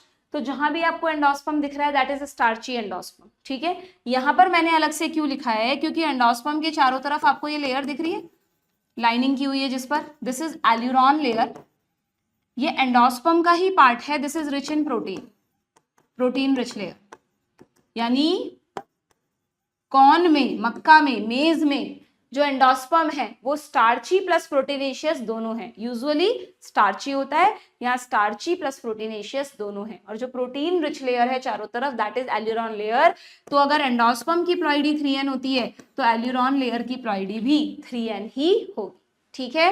फिर चारों तरफ बाहर क्या होना चाहिए था, सीड कोट होना चाहिए था, कहाँ गया, पेरिकार्प और सीड कोट फ्यूज हो रखे हैं, सब पढ़ा रखा है मैंने बहुत अच्छी तरह से। सीड कोट और पेरिकार्प मोनोकॉट्स में, व्हीट, मेज वगैरह में फ्यूज हो जाते हैं, आप डिफरेंशिएट ही नहीं कर सकते भाई। आप खुद सोचो, आप जो मक्का यानी कॉर्न या व्हीट वगैरह खाते हो, इनका फ्रूट का है, अगर आप सीड खा रहे हो तो फ्रूट का है, तो इनका जो फ्रूट वॉल है ना, एपिकार्प, ओवरी, वो एक्चुअली सीड कोट के साथ फ्यूज हो रखी है, तो आपको दिख नहीं रही है अलग से, ठीक है।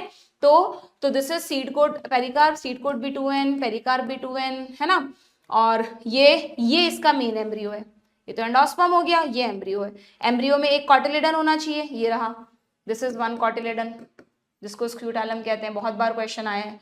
ये बाकी सारे पार्ट्स हो गए। देखो नीचे की तरफ रेडिकल, यहाँ पर प्लूम्यूल, ये प्लूम्यूल, ये वाला प्लूम्यूल। फिर प्लूम्यूल को कवर, अब देखो ध्यान रखना, डाइकॉट के एम्ब्रियो और मोनोकॉट के एम्ब्रियो में एक डिफरेंस है। डाइकॉट के एम्ब्रियो में रेडिकल प्लूम्यूल था, हाइपोकटाइल एपिकोटाइल था, वो सब तो यहाँ है ही, इन्होंने हाइपोकटाइल एपिकोटाइल लिखा नहीं बट होता है यहाँ पर भी, ठीक है। अब यहाँ दो एडिशनल स्ट्रक्चर्स हैं बच्चों, प्लूम्यूल को कवर करती हुई एक एक्स्ट्रा लीफ के शेप की हॉलो शीथ है जिसको बोलते हैं coleoptile, P for plumule, P coleoptile में आएगा। और रूट को, रेडिकल को कवर करते हुए रेडिकल, और ये रही इसकी रूट कैप, ये सेकंड वाला जो बना हुआ है this is root cap. Root cap को भी कवर करती हुई एक एडिशनल शीथ है जिसको बोलते हैं कॉलियोराइजा, अनडिफरेंशिएटेड सी शीथ है, राइजा रूट के लिए आता है, तो रेडिकल को कवर करती हुई कॉलियोराइजा। ये सब छोटी छोटी चीजें हैं, यही तुम्हें अच्छे से रिवाइज करनी होती है, नथिंग एल्स। अगर इनको सही से रिवाइज कर लिया तो समझ लो रिवीजन सही है, और जो आता था बस वही पढ़ते जा रहे हैं, जिन पर ध्यान देना था हमने दिया नहीं तो बेकार है, ठीक है, डन। तो ये तो हो गया आपका सीड वाला पार्ट। अब आती हूँ मैं इस पर, ये सीड के एडवांटेज वगैरह हैं सब पढ़ा रखे हैं, हम सबसे रिलेटेड क्वेश्चन नहीं कर रहे हैं हम, है ना। यहाँ पर कुछ इंपॉर्टेंट एग्जाम्पल्स हैं, ठीक है, इन पे कभी कभी आता है क्वेश्चन, बट पढ़ के जरूर जाना, वी नेवर नो एनसीईआरटी से कहाँ से क्या पूछ लें। ऑलरेडी एनसीईआरटी इतनी लिमिटेड है, उसमें भी तुम सोचो कि मैम क्या छोड़ दें और क्या पढ़ लें, तो you are not a sincere aspirant, ठीक है, क्लियर। चलिए तो हम आते हैं इस वाले पार्ट पर, है ना, अभी time, we can cover this ना, जस्ट अ मिनट, हाँ ठीक है कर सकते हैं, अभी तो है हमारे पास टाइम। तो अब हम इस वाले पार्ट पर आते हैं कि ये जो टर्म है पार्थेनोकार्पी, और एक टर्म और पढ़ते हैं हम इस चैप्टर में, पार्थेनोजेनेसिस। ये जो तुम्हारी बुक में एपोमिक्सिस लिखा है ना बच्चों, एपोमिक्सिस लिखा है, एपोमिक्सिस को ही तुम एक तरह से इसी का दूसरा नाम मान लो, पार्थेनोजेनेसिस।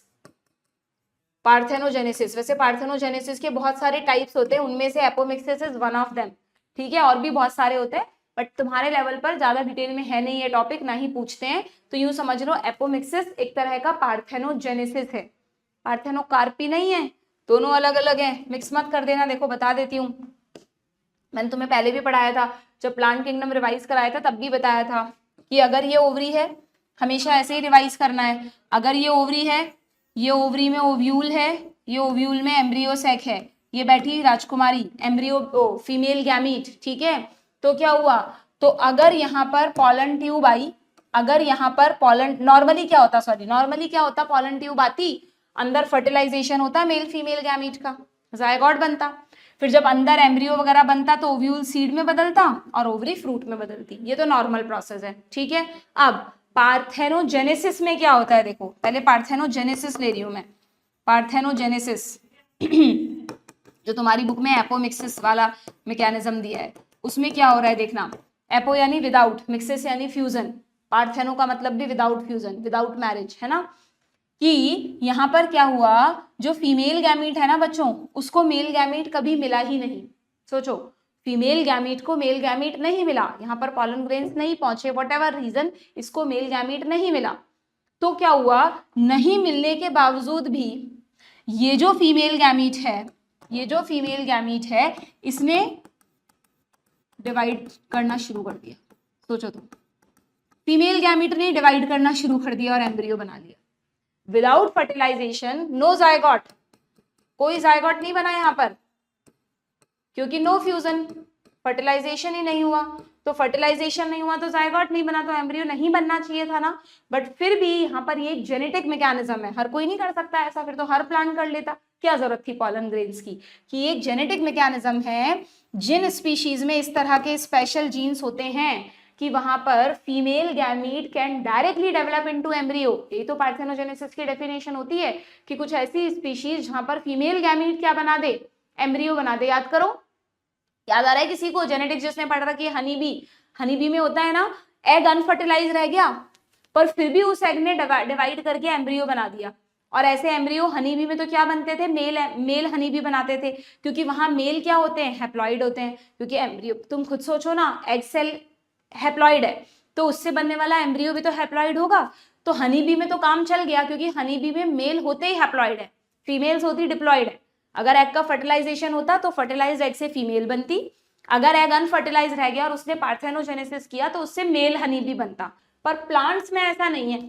प्लांट्स में ऐसा नहीं होता कि इसका मेल एन है और इसका फीमेल 2n है। प्लांट्स में तो अगर ये 2n प्लांट है तो ये 2n ही है, एंजियोस्पर्म्स 2n होते हैं।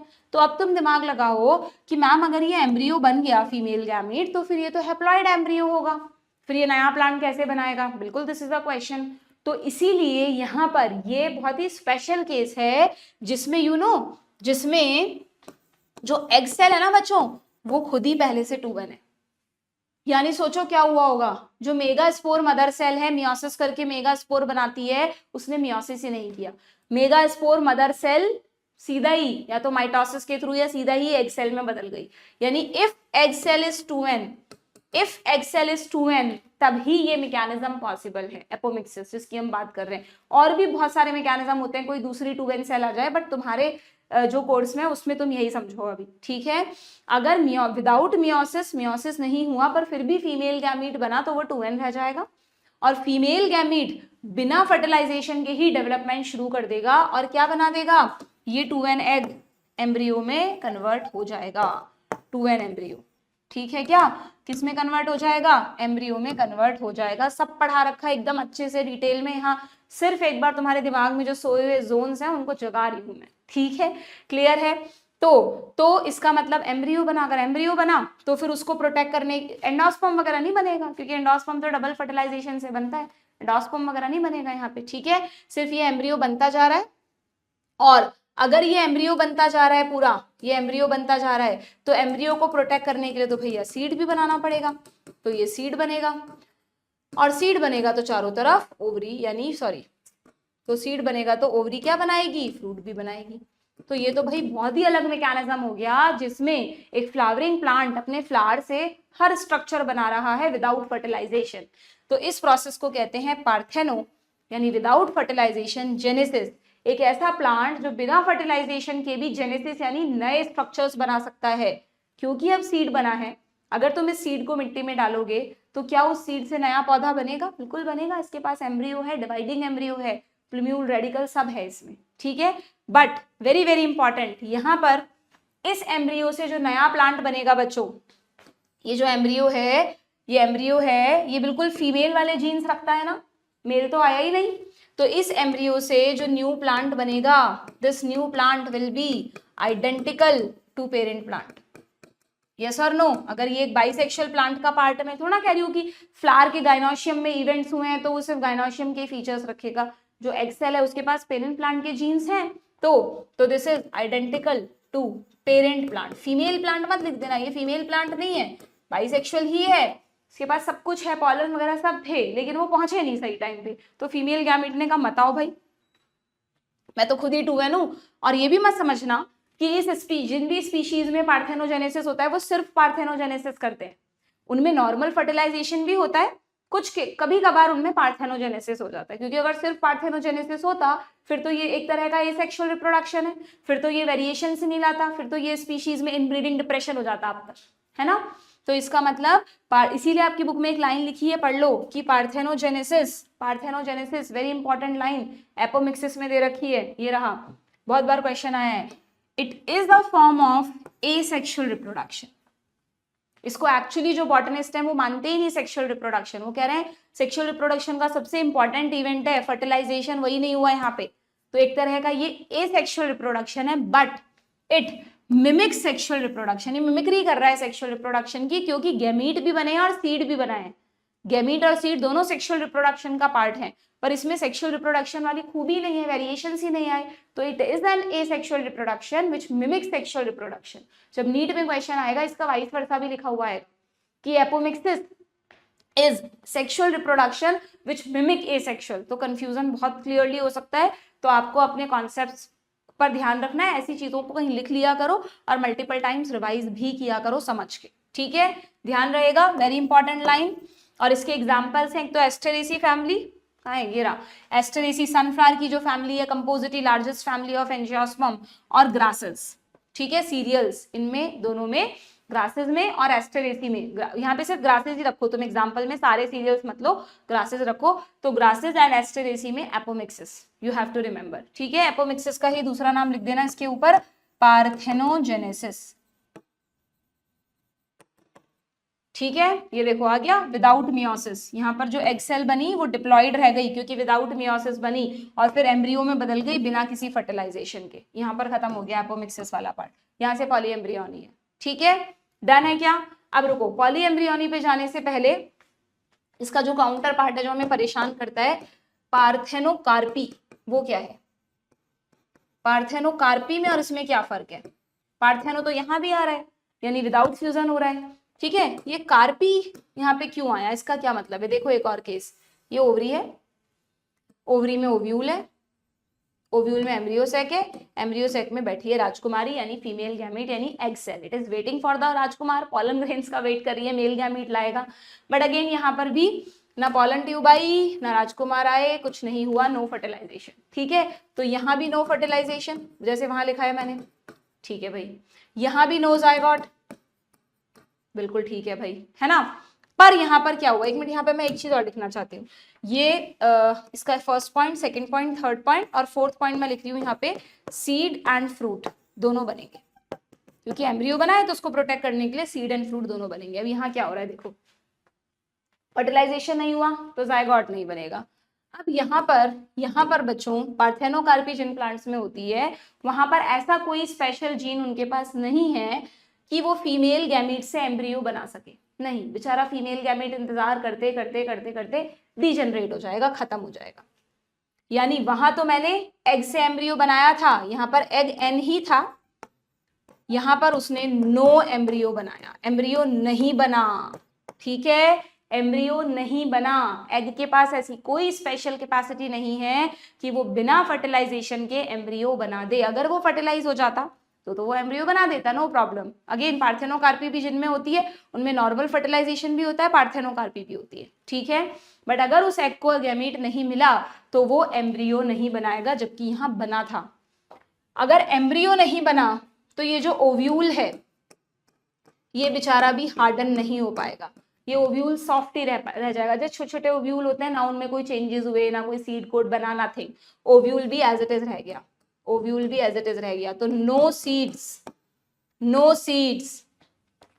तो फिर ऐसा हुआ तो पूरा फ्लावर ही मुरझा के गिर जाना चाहिए था, कहानी खत्म। फ्रूट भी क्यों बन रहा है?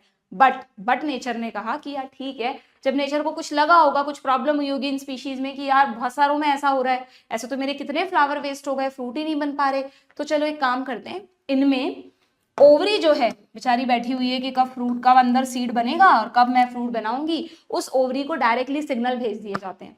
चाहे से उसके अंदर कोई इवेंट नहीं हुआ, ना फर्टिलाइजेशन हुआ, ना जायगोट बना, ना सीड बना, फिर भी this ovary will develop into fruit. This is the only event जो यहाँ होता है, और इसीलिए फ्रूट से वर्ड उठा लिया कार्पी, कि बिना फर्टिलाइजेशन के डायरेक्टली फ्रूट बन गया। फ्रूट यहाँ भी बना था पर यहाँ सीड के बाद बना था, यहाँ सीड था तो सीड से जेनेसिस उठाया, सीड नई जनरेशन बना सकता है, बट यहाँ पर सीड नहीं बना, सिर्फ और सिर्फ एक ही इवेंट हुआ, that is fruit. Only fruit formation will be there, nothing else. ध्यान रहेगा, what is the difference in parthenogenesis and parthenocarpy. और पार्थेनोकार्पी के एग्जांपल्स तुम पढ़ते आए हो, बनाना में पार्थेनोकार्पी देखी जाती है। बनाना में जब तुम बनाना खाते हो तो बीच में छोटे छोटे काले स्ट्रक्चर्स होते हैं, वो क्या है? वो बनाना के अनफर्टिलाइज्ड ओव्यूल है बच्चों। बनाना की एक ओवरी में बहुत सारे ओव्यूल्स होते हैं, वो ओव्यूल अनफर्टिलाइज रह गए। मैंने पढ़ाते वक्त तुम्हें बताया था कि ऐसे बनाना भी होते हैं जिनमें अच्छे खासे मोटे मोटे बीज निकलते हैं, उन्हें भी यूज किया जाता है साउथ साइड पे, दे आर वेरी कॉमन, है ना। तो बनानास जो हैं वो सीडलेस भी होते हैं और सीड वाले भी होते हैं। जो सीड वाले हैं उनमें नॉर्मल फर्टिलाइजेशन हुआ, और जो सीडलेस हैं वो ये रहे। क्या पार्थेनोकार्पिक फ्रूट हमेशा सीडलेस फ्रूट होगा? यस और no? Yes, it is always a seedless fruit. But यहां मत कर देना तुम सीडलेस फ्रूट, ये तो सीड कंटेनिंग होंगे ऑलवेज। ठीक है, बनाना के अलावा ग्रेप्स में आजकल तो इंड्यूस कराई जा रही है। अच्छा तुम्हें पता है ना, ऑक्सिन, यहाँ पे रीजन कौन है? Auxin hormone. ओवरी में ऑक्सिन हार्मोन बना, यहाँ पर रीजन था जीन्स, जेनेटिक मैकेनिज्म है ये। तो हम आर्टिफिशियली भी पार्थेनोकार्पी करवा सकते हैं बाय इंजेक्टिंग ऑक्सिन। आजकल बहुत सारे ऐसे फ्रूट्स बनाए जा रहे हैं जिनमें हम चाहते हैं यार बीज नहीं हो, बस फ्रूट मिल जाए हमें, तो उनकी ओवरी जैसे ही मेच्योर होती है उसमें ऑक्सिन का इंजेक्शन दे देते हैं, और अंदर फर्टिलाइजेशन हुआ और नहीं हुआ, ओवरी फ्रूट बना देती है, हमें फ्रूट मिल जाता है, उसमें सीड्स होते ही नहीं है। तो आर्टिफिशियल पार्थेनोकार्पी भी होती है, नेचुरल भी होती है। ठीक है, डन, पूरा डिटेल में बता दिया टॉपिक पे मैंने तुम्हें। तो बस यहाँ पर आपका ये कंप्लीट हो गया। एंड एक छोटा सा पॉली एम्ब्रियोनी और है। तो पॉली एम्ब्रियोनी क्या होता है? पॉली एम्ब्रियोनी का सिंपली मतलब ये है बच्चों कि यहाँ पर देखो जरा, इसी डायग्राम से समझ लो, अलग से नहीं बना रही, वहां पढ़ा रखा है लेक्चर में कि ये जो हम कह रहे हैं ना, फीमेल गैमीट ने एम्ब्रियो बनाया, ठीक है, नहीं ऐसे नहीं समझो, ऐसे कंफ्यूजन हो जाएगा, दोबारा बनाना पड़ेगा कि अब पॉली एम्ब्रियोनी वाले केस में ये रहा ओवरी, ये रहा ओव्यूल, एम्ब्रियो सैक, ये रही फीमेल गैमीट। यहाँ पर सब कुछ हुआ है, मेल गैमीट भी आया, पॉलन ट्यूब वगैरह सब आई है, मेल गैमीट, फर्टिलाइजेशन सब हुआ है, फर्टिलाइजेशन हुआ है, जाइगोट बना है और जाइगोट से एम्ब्रियो भी बना है, everything is there. Polyembryony क्यों कह रहे हैं हम इसको? क्योंकि यहाँ पर देखना, ये जो ओव्यूल है, एक ओव्यूल के अंदर एक ही एम्ब्रियो होना चाहिए था ना, बट यहाँ पर क्या हुआ, ध्यान से सुनो कि ये जो न्यूसेलर की सेल्स है ना, ये चारों तरफ न्यूसेलस है क्या, ये अगर एम्ब्रियो सैक है तो उसके चारों तरफ न्यूसेलस होता है। नॉर्मली फर्टिलाइजेशन के बाद न्यूसेलस को डीजनरेट होना चाहिए था, क्योंकि एक तो यहाँ पर एम्ब्रियो बढ़ेगा, यहाँ एंडोस्पर्म बनेगा, सब कुछ हो रहा है, बट न्यूसेलस जो है ना बच्चों, उसकी कुछ सेल्स ऐसे डिवाइड करने लग गई और प्रोलिफरेट करके एम्ब्रियो सैक के अंदर घुस गई, बोली हमें भी एम्ब्रियो बनाना है, हम भी एम्ब्रियो बनाएंगे। तो आपको एक ही ओव्यूल में मल्टीपल एम्ब्रियोज मिलेंगे, एक एम्ब्रियो ये रहा, एक एम्ब्रियो ये रहा, ऐसे खूब सारे एम्ब्रियोज मिल जाएंगे। और ये भी, इसको क्यों एम्ब्रियो कह रहे हो? क्योंकि अभी डिवाइडिंग सेल्स हैं, न्यूसेलस तो वैसे ही 2n होता है, तो अगर वो डिवाइड करके छोटे छोटे स्ट्रक्चर्स बना रहे हैं तो दीज आर एम्ब्रियो। और जब आपने इस सीड को जर्मिनेट किया ना मिट्टी में, तो इन एम्ब्रियो से प्लांट्स भी निकले, मल्टीपल प्लांटलेट्स निकलेंगे। बट यहाँ पर एक डिफरेंस याद रखना है कि पॉली एम्ब्रियोनी के केस में एक तो जाइगोटिक एम्ब्रियो होगा, यस और नो, एक तो जाइगोटिक एम्ब्रियो होगा जो फर्टिलाइजेशन से बना है, और बाकी सारे क्या होंगे, बाकी सारे न्यूसेलर एम्ब्रियो होंगे जो न्यूसेलस की सेल्स से बने हैं। दीज आर मेनी, ठीक है। अब हो सकता है सारे के सारे जनरेट कर जाएं, ये सब हो सकता है, ये करे, वी नेवर नो, ठीक है। अगर जाइगोटिक एम्ब्रियो ने नया प्लांट बनाया तब तो उसमें वेरिएशंस आ जाएंगे, अगर किसी न्यूसेलर एम्ब्रियो ने नया प्लांट बनाया इस केस में, तो अगेन वो आइडेंटिकल होगा अपने पेरेंट प्लांट के। तो पॉली एम्ब्रियोनी को भी कई साइंटिस्ट ये बोलते हैं कि ये भी एक तरीके का पार्थेनोजेनेसिस है, क्योंकि यहाँ पर फीमेल गैमीट ने नहीं बनाया, बट यहाँ पर भी फीमेल के ही किसी पार्ट में न्यूसेलस ने एम्ब्रियो बना दिया है, ठीक है। डन, समझ में आ गया, कर लोगे। ये पॉली एम्ब्रियो क्या होता है, इसीलिए इनको एपोमिक्टिक एम्ब्रियो भी कह देते हैं। हाँ, ये चीज बतानी थी मुझे तुम्हें, न्यूसेलर एम्ब्रियो को एपोमिक्टिक एम्ब्रियो कहते हैं, क्योंकि एक तरीके का एपोमिक्सिस है, विदाउट फ्यूजन जब भी एम्ब्रियो बनेगा तो दैट इज एपोमिक्सिस। वहां पार्थेनोजेनेसिस था, यहाँ पॉली एम्ब्रियो में न्यूसेलर एम्ब्रियो बन रहे हैं, ठीक है। डन है, समझ में आ गया। इसके एग्जांपल्स में तुम्हें सीट्रस प्लांट्स याद रखने हैं। सीट्रस प्लांट्स जो भी होते हैं, मैंगो, ऑरेंज और लेमन वगैरह। और मैंगो सीट्रस का एग्जांपल नहीं है, मैंगो अलग से है, ये भी बहुत कॉमनली नीट में पूछा जाता है, ठीक है। तो सीट्रस एंड मैंगो आप याद रखेंगे। और लास्ट में एक छोटा सा पैराग्राफ है जिसमें जो हमने कल हाइब्रिडाइजेशन पढ़ा था ना, उसी के बारे में दे रखा है कि हाइब्रिडाइजेशन का एक ड्रॉबैक है कि अगर कोई फार्मर हाइब्रिड सीड्स खरीद के लाता है तो उस जनरेशन में तो उसको बहुत अच्छे बेनिफिट मिलेंगे, बट जब हाइब्रिड सीड्स की खेती कर रहा है, वो प्लांट उग रहा है, तो वो प्लांट तो पता नहीं किस किस के साथ क्रॉस पॉलिनेशन करेगा। तो अगेन अगर उन हाइब्रिड प्लांट्स के सीड्स से वो दोबारा अगले साल खेती करता है तो जरूरी नहीं है ना सेम फीचर्स मिले जो हाइब्रिड सीड से मिले थे, the features will be segregated. समझ रहे हो ना बात को, क्योंकि जो हाइब्रिड सीड वो बाजार से खरीद के लाया उसने उनको उगा दिया, अब उनसे जो प्लांट्स बने उनमें तो हाइब्रिड प्लांट्स हैं वो तो, पर इन हाइब्रिड प्लांट्स में फार्मर थोड़ी ना फिर से हाइब्रिडाइजेशन कर रहा है। तो ये हाइब्रिड प्लांट्स ओपनली खेत में उगे हुए हैं, तो पता नहीं कहाँ कहाँ से पॉलेंस आए होंगे। तो इन हाइब्रिड प्लांट्स के जो नेक्स्ट सीड्स हैं, क्या उनमें जो वो बाजार से खरीद के सीड्स लाया था वो वाले फीचर्स होंगे? नहीं। तो फार्मर को अगर हर साल अच्छी खेती चाहिए तो उसको hybrid seeds every year market से खरीदने पड़ेंगे। तो इसलिए साइंटिस्ट क्या कर रहे हैं, अभी ये मतलब हुआ नहीं है, इस पर अभी रिसर्च चल रही है। They are trying to introduce apomictic genes into hybrid seed, कि जो हाइब्रिड सीड्स बन रहे हैं ना लेबोरेटरी में, उन हाइब्रिड सीड्स में हम एपोमिक्टिक जीन्स डाल दें बायोटेक्नोलॉजी से। अब जब फार्मर उन हाइब्रिड सीड्स को खरीदेगा, सोचो मिट्टी में लगाएगा, तो जब वो बड़े होंगे प्लांट्स बनाएंगे तो उन प्लांट्स में एपोमिक्सिस की प्रॉपर्टी आ जाएगी। यानी वो कौन से सीड्स बनाएंगे, वो वाले पार्थेनोजेनेसिस वाले सीड्स जिनमें पेरेंट प्लांट के ही फीचर्स होंगे। तो उनसे भी अगले साल वही बेनिफिट मिलेगा, उनके सीड से भी वही बेनिफिट मिलेगा। मतलब आप एक तरह का एसेक्सुअल रिप्रोडक्शन करा रहे हो ना, सेक्सुअल रिप्रोडक्शन होते हुए भी उसको आपने एसेक्सुअली करा दिया, क्लोन्स मिलते जा रहे हैं आपको, ठीक है। बट अगेन 3-4 साल बाद आपको चेंज करना ही पड़ेगा, वरना उनमें इनब्रीडिंग डिप्रेशन आ जाएगा, ठीक है। तो बस इस चीज से रिलेटेड दे रखा है, डिटेल में समझना है तो वहां जाके पढ़ लेना, लेक्चर में पढ़ाया है मैंने, ठीक है। डन हो गए क्या आपके क्वेश्चंस? 2-3 क्वेश्चंस और बचे हैं, वो देख लो फटाफट से। क्या क्वेश्चन है? एक तो यही रह गया था क्या, शायद ये वाला कर लिया था क्या हमने? क्या है ये? Poly embryony. पॉली एम्ब्रियोनी को किससे मैच करूं बच्चों? ऑरेंज, सिट्रस है orange, parthenocarpy, carpy banana, false fruit apple, embryo sac female gametophyte. A का थर्ड, बी का फोर्थ, ए का थर्ड, बी का फोर्थ, ये रहा C1, सो ऑप्शन बी, ठीक है। Done. Then in most plant the fruit develop from ovary, other parts degenerate and fall off. Such fruits are called. ऐसा नहीं जल्दीबाजी में हम फॉल्स फ्रूट कर दें, उसने सिर्फ ट्रू फ्रूट की डेफिनेशन पूछी है, ऑप्शन बी, ठीक है। Clear? Next, match the column. Parthenocarpy, carpy यानी सीधा फ्रूट बन गया, सीडलेस होगा। पॉली एम्ब्रियोनी, पॉली एम्ब्रियोनी में एक से ज्यादा एम्ब्रियो होंगे एक ही सीड के अंदर। एपोमिक्सिस, एपोमिक्सिस में ये रहा, ना मियोसिस होता है ना फ्यूजन होता है। डोरमेंसी, जब सीड सो जाते हैं, इनएक्टिव स्टेट, ठीक है। सीड का एडवांटेज और डोरमेंसी वाला पार्ट रिवाइज कर लेना, मैंने रिवाइज कराया नहीं है। ए का फोर्थ, बी का थर्ड, ए का फोर्थ, बी का थर्ड, ये रहा option B. Next, diagram based questions आ गए, खुद कर लोगे, अभी करवा दिया मैंने पहले ही। ए थैलेमस है ये रहा ऑप्शन सी।